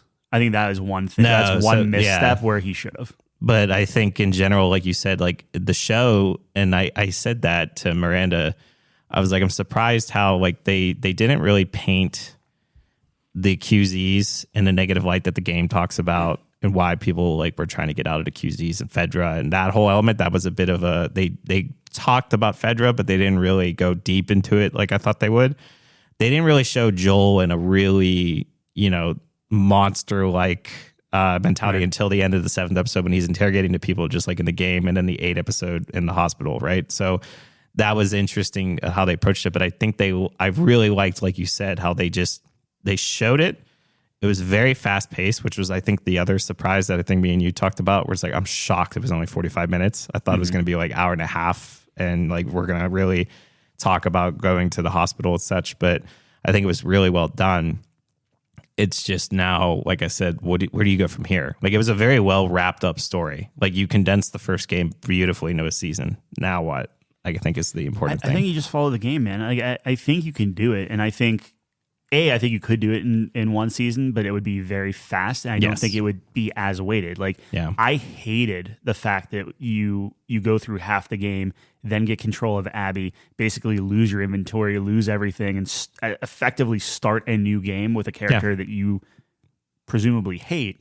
Yeah. But then they have that long to get you in. Like, I can kind of, okay, I get it. I get where you're coming from. I can see it. And then eventually by the end, I mean, me anyway, I'm like extremely sympathetic for both parties. I understand why everyone did what they did on like Joel and Ellie's side. I understand Abby's side, but it's just like, to weave that in, I actually agree with them. I don't think you could do that in a season. No, I agree with you there. And have it impactful the way that the game was. But please don't make it like 4 or 5 seasons. Oh, I completely agree with you there too. Yeah. I think if you were going to do a seasonal thing, like, and it's bizarre because I think they could have made this into a movie too. It would have been like a 3-hour movie. Yeah. But you probably could get there. It'd be a bit tight, but yeah. But I think do that three movie seasons and then is the number. freaking make a Uncharted TV show. That's all I'm saying. You could do it. Yeah. I thought it was good. I agree with you. I think the only thing I didn't really like like they made that new character. It was just kind of like there and just murdering people and stuff and like out for blood. Who got killed by like the big zombie guy. Oh, yeah, she was. But I thought there was someone similar in the game who like took over as responsible for like, Fedra. No, yeah, it was like they just kind of she's just new. It's just, like, okay. But there was somebody after Sam and them though too. Maybe in a generalist way. This is exactly what we were talking about. Like this is the part where I'm like, I'm having trouble remembering these parts of the game and the details. And I remember it was like Miranda's dad was like, oh, so this upcoming episode's a flashback? And I was like, no, I don't think it is. It was the mall episode. Yeah. And I'm like, how did I not remember that this was a flashback? So I kind of played it off as like, oh, I'm just trying to throw him off the scent, you know? Meanwhile, I'm like, well, that's the DLC, right? Like that was after the game. Yep. So that wasn't part of the original game. That was the DLC that came out where you kind of got that flashback or whatever. I thought all of that was really well done. Like you cared about all the characters and stuff. I thought largely it was good. But I didn't like her and the end of the finale, it seemed like the previous episode, like from the end of the previous episode to now, it was like Joel was like overly friendly. Like he was getting there. Like he was like kind of breaking and she was warming up, like they were warming up to each other and stuff. But then it seemed like there was more of a gap where he was just like, oh, hey, wouldn't this be cool if we did this? Or hey, let me hear some jokes or whatever. It was just a hair too much. But he does that in the game in that journey though too. But he hadn't in the show. So I think the thing is like there was just a little bit of a gap of time that we didn't get to see, and he was a little too. I mean, obviously he was healed and everything, and like, but I just felt like that was a little odd because he went like way friendlier, and she went way more like serious and stuff. Yeah. I mean, you got to keep in mind the event that she went through in episode 7 and going into what was 8. Yeah, absolutely. I wish there was some sort of bridge there on longer. Like how does she cope with that, and how do they get to the finale? And I think you almost like we said, I thought a way that you could have done that is just to extend the finale out longer because 40. I mean, it might have been the shortest episode of them all. It was very. It was quick. like it was the only one of the few that was under an hour, and I don't know if there was one that was less than 50 minutes. So like it's literally the finale is it, and I get why after seeing it they did like like almost like a montage where it's like you kind of said John Wick like, which like it worked, it was good. It was just I'm surprised the journey wasn't drawn out a little bit longer. Like you could have added maybe more 30 minutes more into the whole season or 45 minutes into the whole season of like, okay, here's how grueling this journey is going from coast to coast basically, and what the characters are going through. I mean, there's two scenes, right? Like you have your giraffe scene and you have the hospital scene. Yeah, like, that's it. On the West Coast from Jack. Yeah, that's that's the thing. But even that, like even before that, like I said, you skip Pittsburgh, you go straight to Kansas City, and you go to Kansas City, Wyoming, over an episode, and you had no idea how that happened. And I'm like, well, that seems like it's a pretty long. What did they do? Walk? They walked and they did say it was months later or something, but still, it's like, I could have filled in the gaps a little bit. But overall, I think it was a very good show. Yeah. So sorry, you'll never see it, but I'll never see it. No, that's okay. It's in the top 20 or something, I think, on IMDb. I think it got bumped to 29th or something like that. 29th? I think it's 29th, 23rd, something like that. It has a 9 on IMDb, which is very good. I mean, overall, I think the lowest review that I saw for a lot of the places was like a 9 per episode. So yeah, it's not Planet Earth 2, but like it's up there.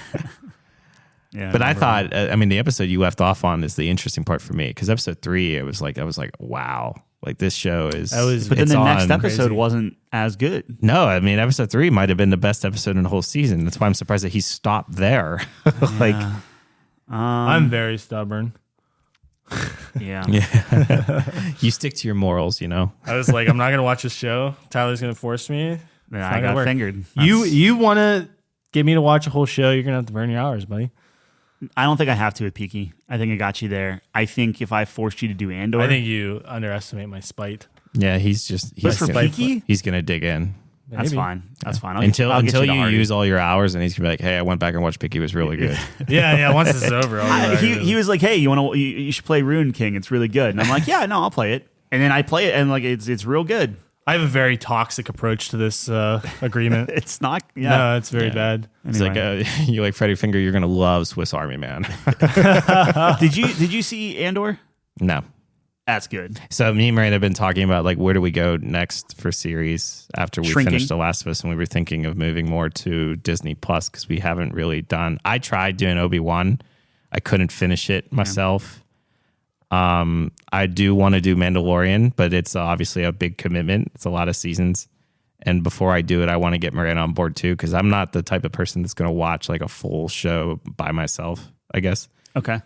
So it's like I'd try to get the buy-in, but I honestly, dude, like Andor, like if you watched Andor, you're gonna want to watch what's the movie Rogue One. You're gonna want to watch that like right after. Okay. Andor's it's so good. I thought Rogue One was good. It didn't grab me as much as other people said. No, but having his backstory It makes before you watching appreciate it, it way it's like, more. oh, I Yeah. actually give a crap about this guy. Right. now. Yeah. Anyway, You should watch The Sopranos. That's a commitment. Actually, when It's you so when you good. forced him to watch The Godfather, I It's wanted so to good. I wanted to rewatch the Godfather series because That's good too. It's been a very long time. I'm so happy you liked that. I was very was worried great. you were going to be like, you think this is the best movie ever made, you stupid idiot. I be think fair- Departed is better. It's I very like good. Departed more. Yeah. Departed is my favorite movie. But I think The Godfather is objectively a better movie. I was curious how you would approach that. Like if it did it hold up? He And texted me, he's like, yeah, watching it on my lunch break. I'm like, fuck. He doesn't give a shit about this. It definitely held up. Whose lunch break is 2 hours? Well, he pulled a that's what Harbin where I he just split it up. split it up because Yeah. I had to get it done before podcast. So it was like, Yeah. I guess it was it that day? Maybe it was Thursday. Like maybe No, the no, day you were before doing or it that something. week. You were doing it I was that trying to week. get You it didn't in. rush it, I don't think. Yeah. I don't know. I was glad you liked it, though. That was based on a book, right? Yeah. Yes, Yeah. I think so. Yeah. Yeah.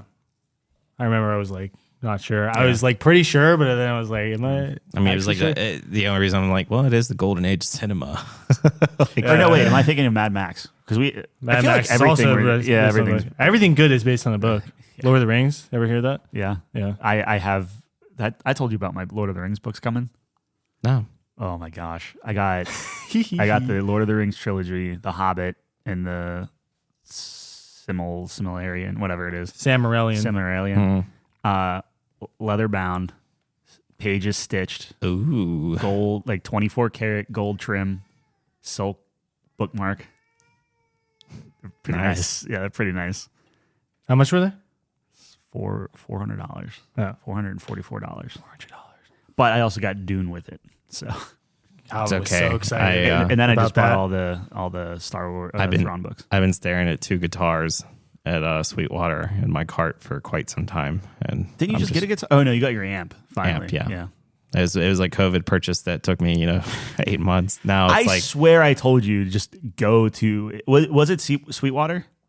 Sweetwater's where I ended up buying it from. because Yeah. that's where we get all our podcast stuff. Yeah, no, Sweetwater's Yeah. great. I love Sweetwater. You were trying to find a lefty amp, right? No, I bought it. So I bought the amp. I did a lot of research on the amp and which one I wanted. Bought it on, I think, Guitar Center. And this guy, it came to the point where it was like 4 or 5 months later, it was on back order. And this guy named Patrick would call me every day. Oh, He'd be like, "Hey, it's Patrick from Guitar Center. Just wanted to call to give you an update. Marshall is still working on shipping that amp to us, but hopefully I'll have better news for you next week."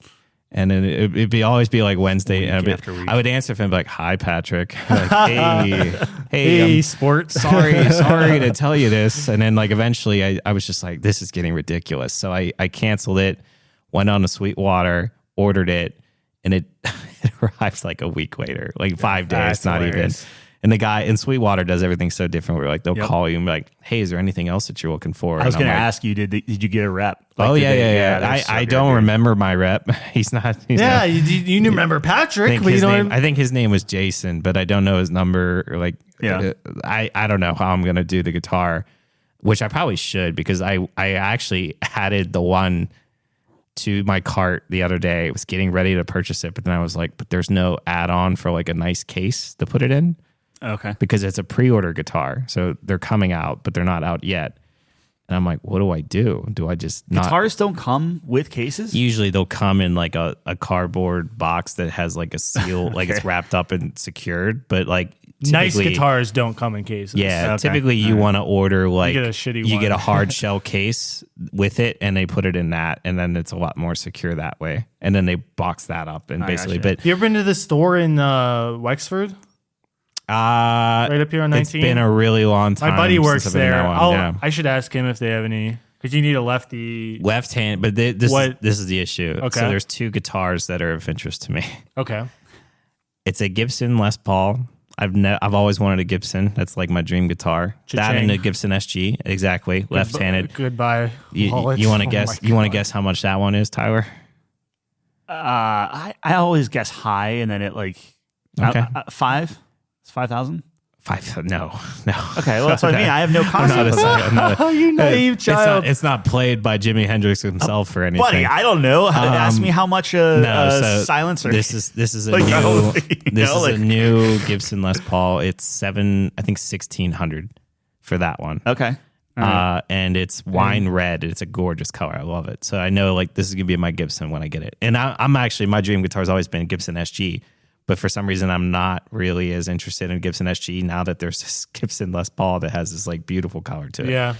The other one is a baritone guitar, which for my style of music that I like to listen to, I have to have a baritone if I want to play half the bands that I like to listen to these days. Because the tunings are so down low, like drop A sharp, and you can't really do it on a Epiphone. Pulling off A Les Paul. sharps and one. I'm not as well sharp versed is into music. I just- didn't write intros to podcasts or anything, but An A sharp is just a B natural, buddy.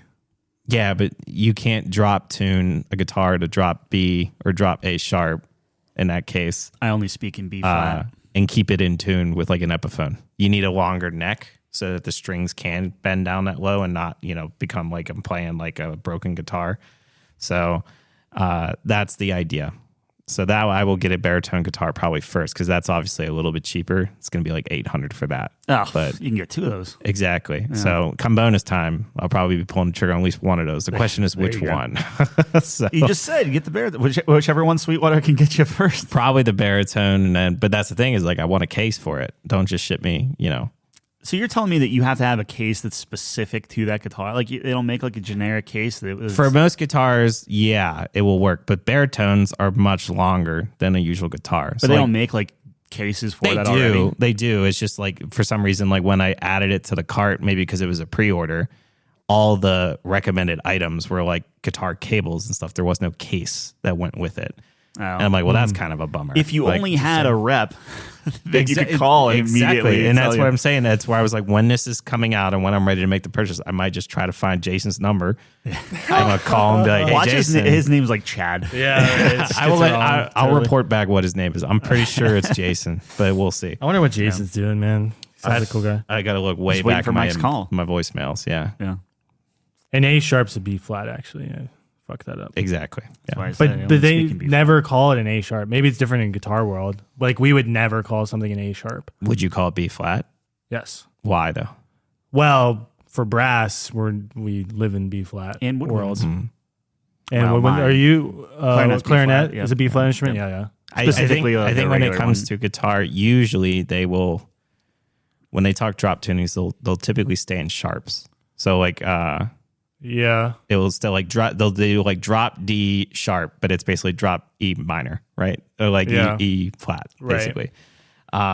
Like you get so many sharps at that point that the flat equivalent is just less changes. Yeah. You know what I mean? Yeah, So it's like, I mean, and that's why they don't do A sharp because it's like one of the last. but it is interesting. It's like a fundamental problem, I guess, with rock and roll these days where, like in the 80s and 90s, everyone was in like standard or like, ooh, Metallica was really heavy. They're in drop D. Yeah. Or someone might be in drop C. Yeah. Now it's like you got bands like, oh, we're in drop A. Like you might as well be playing a bass guitar. Yeah, that's disgusting. And it's like, it sounds really good. It's really creative. Like there's some unique things you can do with the tunings now, but everyone's in different tunings. So it's like, if you're ever like, I'm not this type of player at all because I'm left-handed, so I have the perfect excuse. But it's like, oh, play me something. And the first question would be like, well, what song do you want to hear and what tuning is it? Because then it's going to take you like Right. 5-10 minutes to figure out what do I need to do to play this song. Like, Right. there's not many standard tunings people like anymore, like your John Mayers and stuff. That's about it. I mean, he's doing all right for himself. He's a fantastic guitar player. Oh, he's sick. He's very Yeah. He's very good. Not my style to listen to, but I do appreciate his talent. Right, Dude, So, half the crazy thing is half the people on TikTok are like insanely talented. Yeah. There's just like no one. Guitar's like sax, But you're though, never- dude. you're I never feel gonna- like saxophone's like so easy to feel like someone's good at it. Oh, You know fair what I enough. mean? There's a saxophone guy that does solos for like random songs. That's his thing on TikTok. Is like, Yeah. here's a sax solo that this song has no business having or whatever. Right. And he just goes off and does it. It sounds really good. When he No, does I it. mean, look, I'm sure they're amazing. I'm just saying, I feel like guitar's in the same realm my as that. father-in-law You does can. sax. And I think just, you're right. You can. pooping all Yeah, he'll over take him. offense to that, Yeah. by the way. Dude, sax is the recorder equivalent. You. Oh my god! I would You better say not be here when he's here next. man, guitar is probably more difficult than most like handheld instruments in a sense of like there's so many different styles and ways that you can learn to play it. Yeah. That, you know, like you can fake it till you make it with guitar, where like you could be really good at one genre or like one song, but where you see like depth where people can play like blues style or country or like pinch harmonics and metal and like all that stuff, that's really impressive. Shredding, like solos and stuff like Yeah, 100%. And I am very ignorant when it comes to the string world in general. So take everything I say with a grain of salt, but that's just my armchair analysis. Yeah, sure. Of guitar Hey, I mean, players. you are the expert. You did go to school for it, so Dude, guitar players are like, they're in their own universe, man. it's the sexy instrument. They're like, cool kids with a 100%. band club. Singing 1, then probably guitar, and then piano 3, I would say. Yeah. For what? Getting laid. Oh, you think? Yes. Piano over. No, piano's 3rd. No, I know, but like What's piano four, over though? like. Where do you put bass 4? or- Because I would say saxophone comes in. Drums, You think drums over like a sax or a brass instrument? probably. Really? I don't think piano. Dude, I bet you a bunch of people don't even know what a saxophone is. I feel like most people know what a saxophone is. Kind of, but they wouldn't be able to point it out and be like, oh, that's a saxophone. Yeah, I think they. Oh man, You think so? We gotta find a way to do this. No. Yes. Yeah. No. What instrument is this? Ask someone on the street, like, What a saxophone is? yeah. I feel like saxophone's Think the you're easiest one overestimating. to recognize Yeah. of the brass instruments besides trumpet. No, trumpet's Trumpet's one, easily. then saxophone, and maybe trombone. Saxophone's not a brass instrument, though, so. Well, yeah, you know what I mean though. No, I don't. Okay. It's different with family. Is it the most you have to fuck on a recognizable reed. woodwind? Maybe not, because I feel like people know flutes. Nah, people I feel know like- flutes. I feel like people Dude, would ever mistake since flutes some- for piccolos and all that stuff. Like there's a lot of traps right. Like there. if you put a flute Yeah. or a piccolo next to each other, same with like an oboe and a clarinet together. Yeah. Like technically you have an alto sax, so like that is essentially You have an alto, golden. barry, tenor, like you can Yeah, have but I'm different saying like saxes. if you have a saxophone, that I feel like that is. If someone called a piccolo a flute, I would allow that. Ah, That well, counts. okay. I didn't know you were just being willy nilly with this kind of stuff. Well, But I feel like the they're not going to be like, oh, that's an alto saxophone or that's a barry No, saxophone. I know, but what I'm saying is they're going to be like, that's a saxophone. Yeah. I feel like every kid book, if you're talking about instruments, there's a sax on There's a sax? some Yeah. picture. Yeah. I'll give you trumpet. Trumpet would be the most See, recognizable. Then saxophone. I'd be I like, don't even know about that. well, You don't trumpets, think people are not going trumpets to got to be recognize up there. trumpets? Trumpets are up there, but I can't. Trumpets are it's so basic. It's just, you know. No, like- I know, but it's hard for me to believe that somebody would know what a trumpet is and not know what a saxophone is. You're probably vice right. versa. Like I feel like you either know an instrument or you're like, I've never seen this before in my life. we gotta do this. We gotta go onto the street with like photos and say, Just give it to What Nate. is He'll this? go talk Hey. to everyone in Thornhill. What did we do? We did something like that. Greatest sitcom. It's greatest sitcom. And I said, asked us I to did. find I it. said Do that, Seinfeld, and you guys yelled at me. It's up there. It's very funny, Yeah. and it's clever, dude. It's clever. It's so clever. What else do we have to? We had to talk about our top 5. Do we have time for a top 5? Oh, jeez. We have 15 minutes. this is an amazing 15 minutes. we touched a lot of topics already. So Welcome. Yeah. To the couch. the couch. Yeah. We could do it real quick. Yeah. I mean, we only See have. if we speed run? Yeah, 15 minutes. All right. So, speaking about The Last of Us, which is on HBO Max. Yeah. yes. We live in an era of streaming services. We were just talking about that today. Don't you think that's better though? Like rather than having to pay this extremely high cable bill for like you're not going to watch 90% of the channels, you pick what you want to watch. Yes How and no. high is the cable bill? Hundreds of dollars Yeah. a month. Hundreds? Yes. It could be between $100 and $200 a month on average. Yeah, but even $100 Even like basic cable with internet's like 80. So 100 a month is way more than any streaming service. Yeah. That's all the streaming services. Some families some families So are I'm probably saying paying over $200. you pick what you That's want. crazy. Yeah. Okay. For All right. cable, internet, phone. I've type thing. never. Yeah. We paid for TV once. The very first year we lived together, and I was we paid for it bundled in with a townhome once. It's like an ancillary fee. It was $165, and I was literally convinced that almost 90% of that was Comcast bullshit. Like, and it's like, what do you need maintenance for? It's like you don't have a pool anymore. Yeah. Like what are you doing? Cutting the grass? And it's like that's gonna be $20 a month per townhome. Get the fuck out of here. But it's expensive, man. And now I heard that's even higher now. Now I heard it's like almost like $180, $190 a month. That's more than our HOA. Yeah. That's crazy. It's wild. Renting's wild, man. I couldn't imagine. Anyways, I don't have rent either. Yeah. That's good for you. I thought you were going to transition back to the top 5. Yeah. To the what? The top 5 there. I wasn't expecting you to go back and be like, oh. No, I don't have to wanted worry to about rent. stick the needle in real quick. Yeah, nice. Anyways, so we're doing top 5 streaming services. Yeah. My contention is if you pay for a streaming service, you're a sucker. But What's the alternative? You're talking. Oh, it's all fun and games. Sail Till the high Netflix seas. comes for your password now. Yeah. You know what do you mean? the password sharing debate. Oh no, I don't. Sure, I sail the high seas. I get my Athenas and just pirates everything. whoa, that's hearsay. Oh, okay. We weren't saying that. So this just turns into me and Mike saying what our top streaming. No, services are. I'm in. You don't like a Crunchyroll? You don't want to put a little Crunchy? Crunchyroll's gotten a lot better. We can definitely touch on Crunchyroll because they merged. It used to be several different. You open the Pandora's box here. I saw it and I was like, I should have done that. They used to have a lot of different streaming services, and it's hard to find like everything, but a lot of stuff, especially like the most popular stuff's on Crunchyroll now. So Crunchyroll was I don't know, what is that, like an organization of a bunch of other streaming? Did I hear you right or no? No. It used to be like there used to be several different streaming platforms for that. Like HBO Max used to have like a bunch of stuff. Oh, okay, so you're saying there but was now multiple a lot of it's anime consolidated things. I got you. into Crunchyroll, so you can find a lot of your stuff at Crunchyroll. I think it's a lot better now.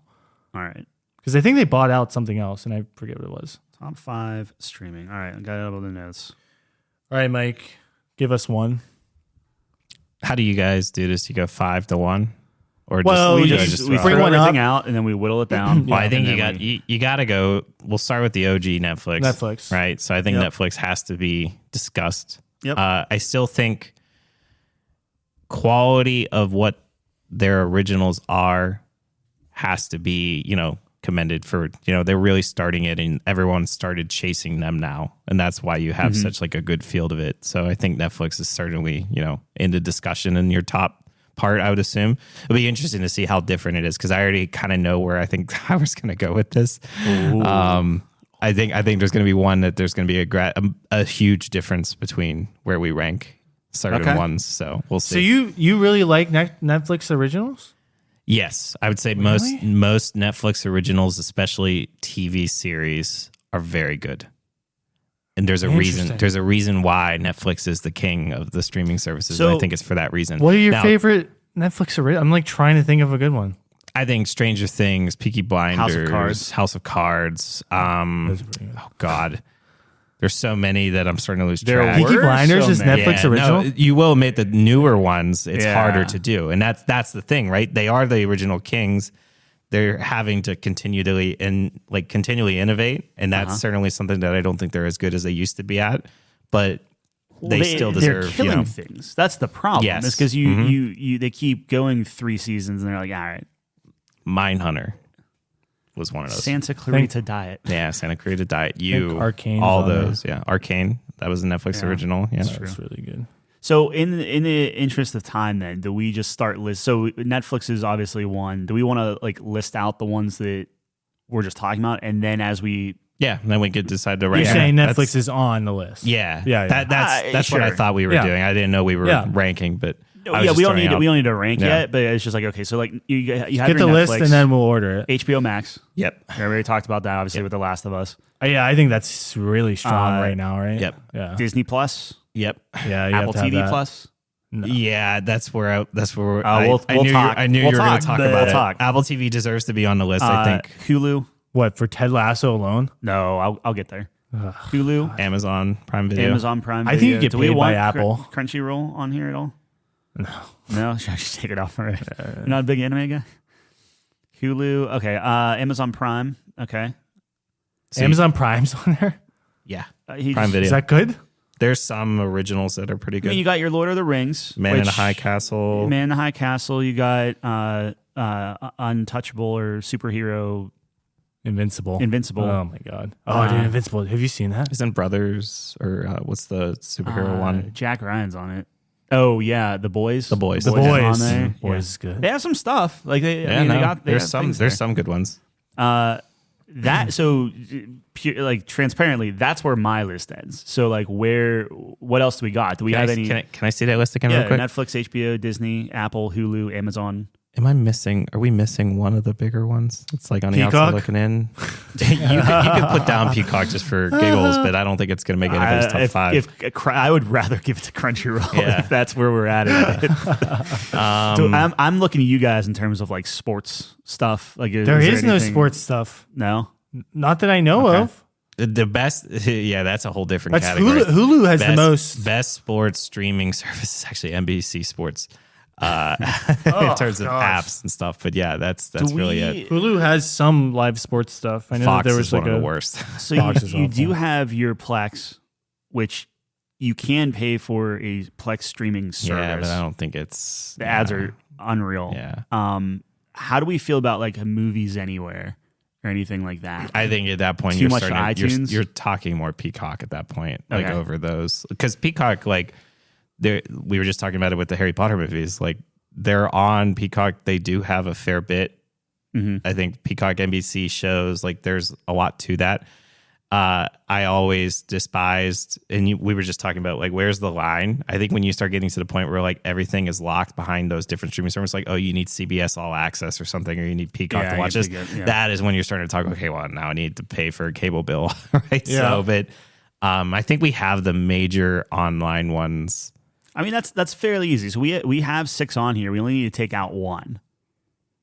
So out of we already said Netflix is going to go on. We don't know where it's going to be, but it's on there. Yeah. HBO, Disney Plus, Apple, Hulu, Amazon Prime. HBO is on there. I think we're all in agreement. HBO is certainly on there. I agree with you. I actually think, and I'd be curious to hear what you guys say. I think Hulu gets booted for me. So I don't have any particular love of Hulu, especially because we don't pay for like neither do we. Ad-free one, and the ads are crazy. They suck. Chelsea's fine with it, but I hate them, so I don't do a lot of Hulu anymore. Hulu did see whenever I was looking for a show, and I'm just like, man, where can I find it? It seemed to always be on Hulu, like older shows. So like your Psych, your like I think House was on it. House might have been on Netflix too, but a lot of the anime stuff was on Hulu. A lot of like just random seasons of stuff. I would tend to agree with you previously. White Collar was but on anymore I've noticed that it seems like Amazon seems to be getting more and more of the older stuff that like what used to be on Netflix but now isn't. And like it's not so much Amazon versus Hulu. I think that's really where I am. Like it's one of those has to go. But the question is which one do you think brings the less value? I will say, me personally, I've gotten more value out of Amazon just in watching The Lord of the Rings, Jack Ryan. Yeah, we just watched the Consultant, which was really good. Yeah, with Christoph Waltz. Like, I would go Amazon right now, but that's also recency bias. And like, okay, the last few shows we've watched have all been on Amazon. That's the way I feel too. But I'm not sure where John's leaning. I think recency bias plays a part, right? Because it kind of determines the trending situation so where they are now. Obviously, so I would go Amazon too. Invincible was really good. I really like that show. Okay, I'm fine taking out. I have like Chelsea one show per streaming service. That's where she's watching. Her and what did we take out? Hulu. Yeah, we took out Hulu. Yeah. I am not because I don't have that. I don't have the ad free one either. So I hate Hulu. I don't know anybody that pays for Hulu. Yeah. Because I have my Hulu through like the bundle with you Disney get through Plus Spotify. Or ESPN Disney Plus. Yeah. Yeah. So you're bombing off someone who is paying for the whole bundle. Yeah. I think it's my brother's. Yeah. I don't pay for anything. So okay, so right now we have Netflix, HBO, Disney Plus. It's Apple TV Plus, right? Is the official I think it's just thing? Apple TV. That's what I would because Apple call it. TV is their They're fine. system. And Apple TV Plus, whatever. then that's fine. Amazon Prime. Yep. So those are it. I think Amazon Prime should just be $5 then. If we were about to knock it off between that and Hulu, personally. Well, I want to hear your defense of Apple. Yeah, that's kind of where I am. Okay, Apple is getting more and more content for sure. Yes. But the thing is, like, most of their content is very good or nominated for awards and things like that. So just out of the gate, you can't talk to somebody that doesn't like Ted Lasso, right? And I'm not saying that that's the only thing Apple has, but like Ted Lasso needs to be shown. Like that was a very, very, very good show that everybody watched. Everybody was talking about for a thing. Apple did that. You have Jon Stewart that just came on Apple. You have the morning show. You have C. You have Severance. You have The After Party. You have Slow Horses. You have Shrinking. I don't know any of these shows. There's a couple. Secession, The Problem with Exactly. Jon Stewart. I know of them. I heard good things about that. But But, what I'm saying is, like, all of those are on there where, like, they're all winning awards. And I'm not saying, like, the award shows are the end-all, be-all, but if you were to go and watch any of those things, like, they're all, like, really good. And they're all in Plex if you want to try them out. But this is the interesting dilemma with doing a ranking like this, because I agree with you. I think in terms of maybe exclusivity aspect and like the content that they are producing themselves, I definitely agree with you that I think Apple's above Amazon they're the new Netflix. However, how do you value like just sheer amount on the network? Because like you don't go to Apple TV for anything that's like old that you want to watch. They're on one of the major three, right? So like, how do you value that and what Amazon brings to the table? Where it's like, it's funny enough, like Amazon's always like the go-to. Like if we scroll through Netflix or we scroll through HBO Max and we're like, okay, we're not sure what we're in the mood for, we always go to Amazon. It's like you watch like SpongeBob or like cartoons or like anything like that. It depends on what you're looking for. There's a lot of value to that. It depends if you're the type of person that's like, okay, what are we going to watch? And you naturally sway to, let's just rewatch something. Yeah. Then sure, I could see the thing for Amazon. Not that Amazon doesn't have new stuff, but like they are a little bit more like that's where things are going. Mm-hmm. So if you want to watch Friends or whatever. But with Apple, and like if Chelsea and I are like, okay, hey, we finished our show. Now we got to find something else to watch. We've been going to Apple where it's like, all right, let's just see some new show that we're going to check out and see if it's any good. Honestly, we were just watching it's like Something to the Moon or something about like a con artist that's like selling people plots of land on the moon. And it's this like, it's basically Fallout style thing where it's like the 1920s-esque look, but they're all like robots everywhere and stuff. It's bizarre. Oh, that's cool. But it's neat. And that's my least favorite show that we've watched on Apple they've put out, but it's still like good enough to keep going with it where it's like it's interesting enough that's like, okay, I'll keep going. But the thing is, Apple just raised the price. So it's $7. You get everything, that you get with Apple, but it's like there's a lot of good stuff on here. Like Tom Hanks has 2 movies on there that you can't get anywhere else. Like they're getting these high level actors too. It's not just like, but is it still just a little bit too early to say, okay, it's better than Amazon Prime Video? That's, I think, my point. I agree with you. The price is important there too. $7 isn't. Well, yeah. terrible. How much is Amazon? 20? Like you have to pay for Prime? Well, technically you would get it free with Prime. So then how Prime's do you just $20. No, $20 a month? Yeah, isn't it 19 something? I think it's $17.99, $18.99, something I think like it's like $100 some a year. So what that's? Okay, fair enough. Maybe I'm just being the jerk doing the monthly fee. But what I guess what I'm saying is like, you're right. How do you split the difference on that? With me, it's like, what does Amazon bring to the table? I guess like maybe like new, like Jack Ryan and The Boys are like, I guess The Consultant. Man in the High Castle is still very good too. When was the last time they came out with it? It's been a little bit, but that was like its original, like, that was the exclusive that got them on the map. Is it better than Ted Lasso? Oh, no. Okay. Well, but that's like Ted Lasso's best thing. Like you could say, like better? Most people would probably say Amazon's best thing is probably The Boys. I never actually saw The Boys yet, but I know that it's very highly regarded. I didn't even mention what was the one where they go to space for Mars, For All Mankind. Like that show is amazing. Yeah, I know of it. I I don't know. It's tough, man. I don't know. But are you saying that Apple is 4 on your list, regardless? Personally, Yeah. no, it'd be higher. So that's what I'm saying. Like, So how about this? Let's come together and put Disney at the bottom. No, I think Disney's shows Fuck are Disney. Done. Disney shows are showing promise. You were just talking so much about Andor. How are you going to put Disney at 5 now? Andor's great, but think that's Disney- one show. Like that's what I'm saying. Is Disney is clearly better than Amazon Prime Video. Let's be honest. I mean, look, man. If you, I'm fine with that. I think out of this, Amazon is my least favorite out of all of them. Yeah, and you could maybe argue. I think for me personally, where my ranking is, Amazon's either 5 or 4. Yeah. And the question is what do you do about Apple TV? Apple TV shows a lot of good promise. I completely agree with you. You loved a lot of the shows that are on there. I love Ted Lasso, but for me, the only reason I pay for Apple TV is for Ted Lasso when it comes on. Yeah, but that's crazy, right? Like it's like, hey, I'm gonna pay for a streaming service to watch this one show. But the thing is, like, It's the only one that I'm not concurrently subscribed to. However, technically, I'm not. Yeah, technically, you're part of my family. I'm part of the family plan, but yeah. but that would be the one that, like, if I had to lose one, so like we pay for Netflix ourselves. I think we do borrow Disney Plus of a login. Amazon, you get through Prime, so it's not a problem for that one. Anything else is like, do we really need it?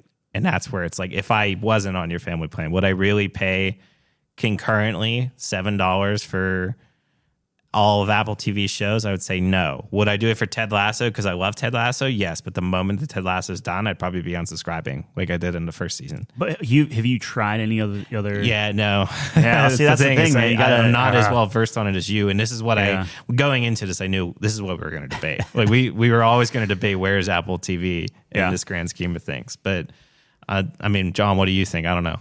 You can be the tiebreaker. You know. Disney 5, dude. Fuck Disney. Why is that though? Andor is probably the worst show I've ever seen, if I'm being honest. Oh my God. It's terrible, boring.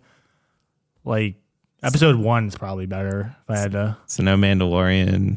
No, I watched Mandalorian up until the Ewok Loki episode, not the Ewok, the Jawa episode. I was like, dude, I love about Jawas. WandaVision, Loki. Loki was great. I loved Loki. That's what I mean. It's like Loki's there's a lot of Disney has a lot of good. I've stopped watching Marvel though, dude. I don't give a fuck about Marvel anymore. The only reason Disney definitely isn't 5 is because they have like Aladdin and all the classics. All the classics. Yeah. So. And I think like for me, like if it was up to me, Apple TV would be 5. I don't know any of those shows besides Ted Lasso, and I could take or leave Ted Lasso. I don't really care about it. Oof. I'm making the argument. Look, if I'm getting ganged up on, then that's totally fine. We'll put it at 5. I just think that Apple TV has put out more solid content, like good acting, good stories, like super interesting stuff with high caliber actors than Amazon or Disney or anything like that. I see where you're coming from on the Amazon topic, but again, I think for me, it's also that a little added element that like Amazon's getting a lot of the older stuff as well. Yeah, no, if you guys edge of it, I think Apple TV is certainly on the right track. Like I'm talking, if you give it like a few more years and more developments of exclusives, they're going to be, at the top of the list. They're winning everything. They are growing quite rapidly, but I still think it's just a little too soon for me to put them at like above an Amazon who's been, most people would say Amazon would be like top 3 until Disney came around. So like that's the part where it's hard for me to. All right, I feel like you guys got a lot of love for Amazon. All right. Now, we'll put Apple at 5 in the interest of time, due to timing. Apple can be 5.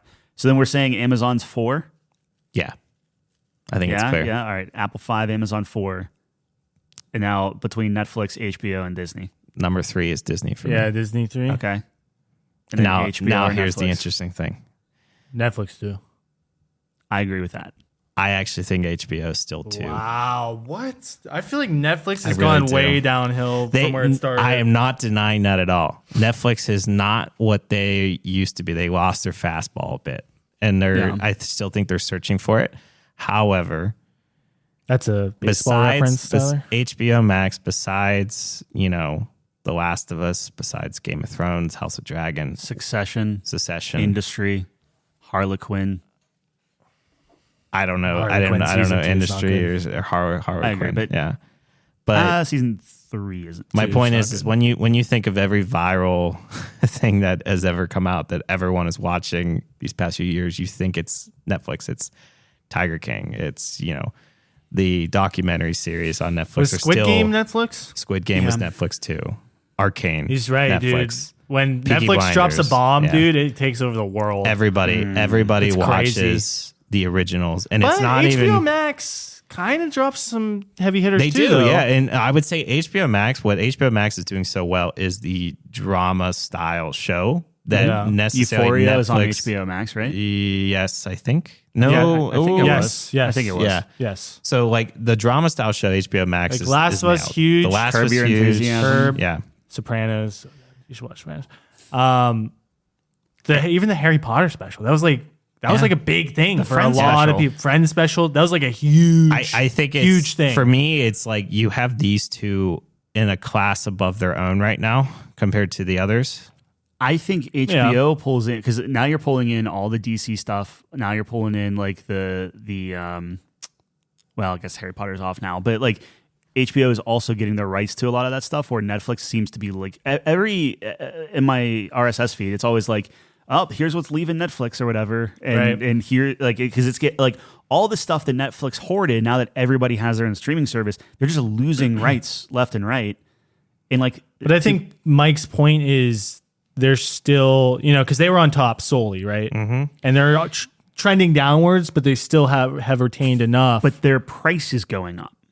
Yeah. So it's like, you know what I mean? Like if you're talking that kind of stuff, I don't even know what HBO Max is by itself. $15 $15 with per month no by ads. itself. They have like a $10 version with ads. Now, I the think. one thing that I will say, if you're going from a value perspective, I'm pretty sure almost anybody who has AT&T gets HBO for free now. Think about all the I don't movies- pay a dime for HBO Max. But think about all the movies that came out on HBO. no, Like, that's you know what I'm what I mean? saying. Like, it's just like- it's severe. But But like day one, where it's like, oh, hey, here that Yeah. wasn't day one, but like here's your Top Gun, here's your they dropped the Mortal Kombat thing during the pandemic. They, like here you go. Like what was Dune came on for a while, where it's just like I don't know, man. It's just like there's a lot of value there. And again, this is all subjective because this is what we're watching, so it is what it is. It's just like everything on Netflix that I'm watching is just not. It's not the to the caliber of Stranger Things and those type of things. I think for drama, yes, I think they've lost it a little bit. But the thing that Netflix does so well, they do documentaries so well. They do comedies. They basically comedy specials are I think big. comedy specials, like literally, they're the only ones doing that approach. Like they've basically they've cornered the entire stand-up market. But has any of them whose been like comedy good? special just came out? Chris Chris Rock. or Chris Rock. Was that Netflix? Yeah. Yeah. Yeah. That was was huge. Netflix. That was huge. Bert right? Kreischer, Chris Rock, Dave Chappelle, Yeah. like they're all That's on Netflix. That's a really good point, actually. Nobody all on Netflix. else is doing that. Right. And that is something that I think, you can't a can't whole- forget about with Netflix, where it's like it's usually when especially like documentaries, like we just watched the Murdoch series and stuff. So it was like there's a lot to Netflix besides just the drama originals, and I completely agree. I think HBO and even Apple TV, I would say, are catching up in the drama original style shows. Yeah. But I think Netflix still has such a head start on, the Stranger Things of the worlds and like the exclusivities. Do they still get all the BBC stuff, or is that heading Yes. more HBO? Isn't Doctor Who on HBO, or is that Doctor Amazon? Who is now on Amazon, I want to say. Is it? I think so. Maybe it's I either thought it went back to Amazon or HBO. HBO. It switches so much. No, it used to be HBO, but I'm 90% sure the newest Doctor we started watching on HBO. So it's Yeah. like, yeah. But I think like obviously like Peaky Blinders is still exclusive, and it's not just. I think it might just be Doctor Who. Like Sherlock was exclusive to Netflix. Not that Sherlock's coming back anytime soon. They certainly. What I will say is Netflix has to be careful in the short term future, because I think everybody's gunning for them, and they're certainly losing. Like I said, that momentum All that the they've Lord been of the building Rings are on. on HBO now, aren't they? I thought they were Amazon since they have Rings of Power. The new TV show, but I'm pretty sure that they still have all the, because like I think all the Hobbit and everything are. I'd be on there. shocked if Amazon wouldn't decide, okay, we're going to pay for the movies too for exclusivity. I think it's on HBO, right? I think it was whenever we saw. I mean, that was what, a year ago, so might have pulled up. Might have moved. Yeah, here I'll pull up HBO Max. But I think, like, to your point, like actually like White Lotus was another one that was a very good drama that was on HBO Max too. That we have to point out, but I think it's like, for me, it's very close between 1 and 2, but I still give that edge to Netflix because of everything else, like the total like documentary and comedy, all that stuff gives it a slight edge over HBO. I mean, I don't want to pull the Couch Company card. What are you feeling? I think Mike made good points. Oh, I climb with him. Dude, the comedy thing got me. Like the variety that they have. I agree with you guys. I haven't seen the a animated good series on HBO. Lord of the Rings Is movies. Batman the animated series on HBO? Absolutely is. All the that's why I said all the WB. Lord of the properties. Rings is on that's just- HBO Max as well, by the way. Right now. I'm very torn. I don't know. You guys decide. My whole thing is. I agree with you, the comedy stuff, but also I haven't. I But can't he was remember talking about last the time- documentaries too, and Yeah, but even that, like aside from Tiger King, I guess the Pepsi one that you were talking about, and like Pepsi Where's My Jet. that even comedy even one, the goofy, Kunk on Earth. I started watching that. What did you think of it? Because John hated it. I watched maybe like the first 10 minutes because I watch it whenever I'm sleeping. So like I'll watch it and I'll just pass out. I loved like the first 10 minutes I watched it. Yeah. I thought it was hilarious. Delivery and everything about it. It is so funny. She's It's great. like that dry like humor tied in with history. Saying like ridiculous things, but like monotone and not dwelling on it is like a stand-up thing. Just like completely false stuff, and then just keeps going. I was shocked when John reported back. He's like, "It's just not for us." Like I was like, "Really?" To me, it seemed like right up his alley for humor. Yeah, and I think it was like we were just really bored one night. We put it on, and me and Miranda were like cracking up. Where it's just a delivery. It's like that dry British like office like humor. Because I think she was in the original Office with the British version. What? Yeah, that's maybe like her shtick. Like she does this very well, and she kills it. Where like she's interviewing like these historians, and she's like, "So who was Jesus anyway?" Or it's like it was like the one that like it's just the goofy stuff. It's like, why? So Galileo's full name was Galileo Galilei, like from Bohemian Rhapsody, Scott Mamouche. And like this guy's like, no, is that a clip that I saw from that where she was talking about Street Fighter? It was all over. Like, oh no, she always references Pump Up the Jam. She's like, it was the biggest hit. Like the wheel was the greatest invention since the '90s Belgian hot hit Pump Up the Jam, and it cuts to the music video. It was like, pump the jam, pump it up. And it's like it's the running gag where it's like every episode it's dropped in, but it is just it's perfect. Like every time it comes up, me and Miranda just like laugh a little bit harder after every episode. Where it's like, well, just all right, we're gonna stop talking about the French Revolution. Now we're gonna talk about Pump Up the Jam for a bit. A natural segue. Yeah, but. Yeah, I mean, I don't know. For me, it's Netflix 1, HBO Max 2, and I think it's very close. You can make arguments both ways, but I think overall well-roundedness and, like I said, that kind of like mainstream phenomenon that Netflix has captured so well with more of the documentary series, it seems, just how many bangers they put out in that category. It's hard to top that. all right.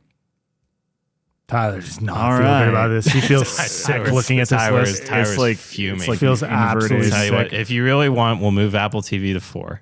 I know, like the only thing that I could see at this point, I would put Disney at 5. Ooh. Which is said that from the beginning.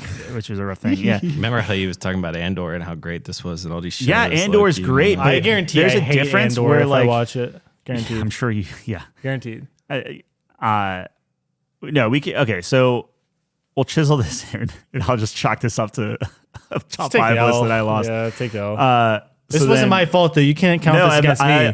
No, You can't say, yeah. "Oh, I give it to you this." Sorry, thing." I just brought the No, heat. you know? make good arguments. I could go either way as well. I mean, I'm looking at it quality wise.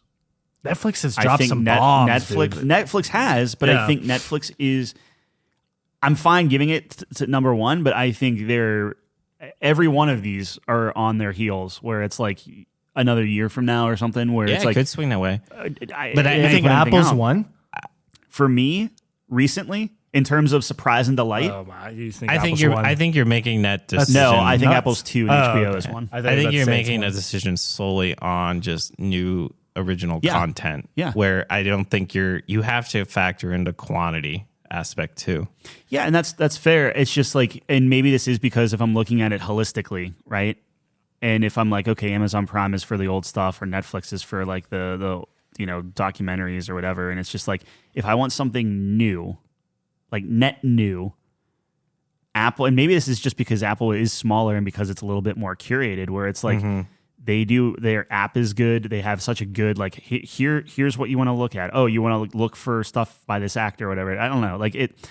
I knew it's the fine. app design would factor. Well, no. This. It's just we have not been disappointed with Apple yet.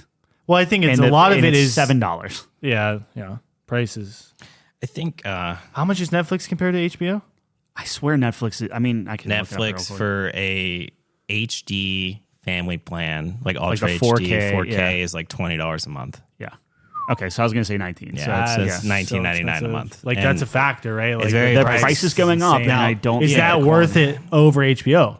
That's the question. So that's the thing. I can't say because I don't pay $15 for HBO. I have AT&T. I have it for free. And even with that being said, I don't pay a dime for HBO Max more than I do like a normal phone bill. Well, then I think wouldn't HBO go up then? If it depends on where you rank the value of that. I mean, I think value is an important factor. But if you're using that, I technically don't pay a dime for Amazon Prime Video because I pay for Prime anyway for its different factors, like the 2-day free shipping and all that stuff. So it's like, if you're going to play that game, shilling Amazon here. Yeah, if you're going to play that game, you're going to have to bump. Like, there's no way in hell Apple TV would be better than Amazon. I thought Apple TV should have been 5. That was my opinion. I know, but that's my point. Is like it depends on where you rank value, and how that is. I don't want to consider those like roundabout ways of doing it. But that's how people watch this stuff. How is that not something that should be factored? I think most people are using Netflix as their main subscription, and they're getting the others through various ways. That doesn't mean it's good value, though. That just means clearly is. It's the one that people are willing to pay. Means the sheep. No, that means you have to pay for Netflix. There's no value to Netflix. Well, it's just you get crushed by that bill. And then you have options in other places. What I will be interested about is because there's a lot of talk with Netflix about the password sharing and stuff. What are they doing with that, by the way? So they implemented it in some countries, but they basically force you to list a primary residence. So if you, and they haven't said if this is how it's going to be in the US, it's going to really suck if they do. And I think a lot of people are going to cancel in that case. You list a primary residence and you have, I think it's 30 days at a secondary residence. Anything more than 30, or maybe it's 60, one of those two. Any more than 30 to 60 days, you have to basically pay for a new subscription or change that to your primary residence. So who does that really fuck over? College students. Well, anybody who's living on campus, and like your mom's paying for like their Netflix on a primary residence. If they do that in the US, it's going to be fucking like it's going to be a bloodbath. That's what Spotify does. So Spotify does that as well, where they essentially track your IP address more or less. Mm-hmm. And they ping it, and you have to do it that way. So what if you have a VPN? I don't know. That was another question that was brought up. I don't know how they handle that. I don't know how they do VPNs. The problem I have with it is, unless they changed it very recently, Netflix, the quote unquote perks that I'm getting, and we're running over, so I got to wrap it up. But like the way that they have it is, you have 4 accounts that can watch simultaneously, and then you have your 4K, and then you have your, I don't know, AG or whatever it is. But like the thing is, if you're telling me how many accounts can watch this simultaneously, then I don't care where they are. I'm paying for that feature. Yeah. Right, now, if you want them all to be like a family plan or on the same thing, fine. Then you lower the price to 15, and then we'll talk. Yeah, but I think it's to be seen how they determine it in the U.S. because I don't think what works in like say Canada, and I think it was Canada, Spain, and a couple other small countries like laws to prohibiting that. You know, it might be completely different in the U.S. But that's something to watch because if it's something as strict as that, I mean, the subscriptions are going to tank for Netflix. And then it's like, well, then what does Netflix do? Yeah, no, you don't have like money to invest. Because they always say, oh, well, this show's so expensive. Like the one that always hurt was Mindhunter was very good. Mindhunter, I would have loved to see played out fully. And they just said it's too expensive of a show for too small of a following. And I think that's crazy because that's probably the one that Netflix has canceled abruptly where I'm like, what were you thinking? Like I mean, that's their MO, dude. I don't even know. Yeah, I mean, it's not the only one, but it's always a funny startup conversation. What shows have Netflix canceled that they shouldn't have, or quite a bit. Yeah, quite a few. Whatever Netflix you wanted. Number one now. All right, bro. Number 5 we have Apple. Number 4 is Amazon Prime. Number 3 is Disney Plus. Number 2 is HBO Max. Number 1 is Netflix by a hair. Chiseled in. We're done. Chiseled. All right, that's it. That's it. Thanks for coming on, Mike. Yeah, we pleasure, appreciate guys. Thank you so much for having me. Yeah, I'm so happy. Appreciate the hot takes. Hey, I have a gift for you for being on the show. Here is $100 to wine. There you go. You're welcome. Wait, that's real. That's real, yeah. This is real. What? Just for coming on the show, I feel like there's more of a hidden feature behind this. Yeah, you have to pay $160 in wine. You get $100 off. Oh, man. We almost got to lie to people Mike got coming really on the show for a second. Yeah. Sorry, buddy. No, that just get that $100 off any case of wine priced at $160 Yeah. more. So you buy $60 worth to get $100 off. Yeah. That's actually a very It's good not deal. bad. It's a good deal. Yeah. It's not as good as $100 free I'm dollars, though. stocked full of Okay, wine right now. man. So you have to when redeem does it in this 30 expire? days, I think. You have a 30-day window. God damn it. Okay. Anyways, anyway, wine yeah, fridge. yeah, all right. So Mike's going to get a wine cellar, and we will see you on the next episode. Thanks for joining us on the couch. Peace.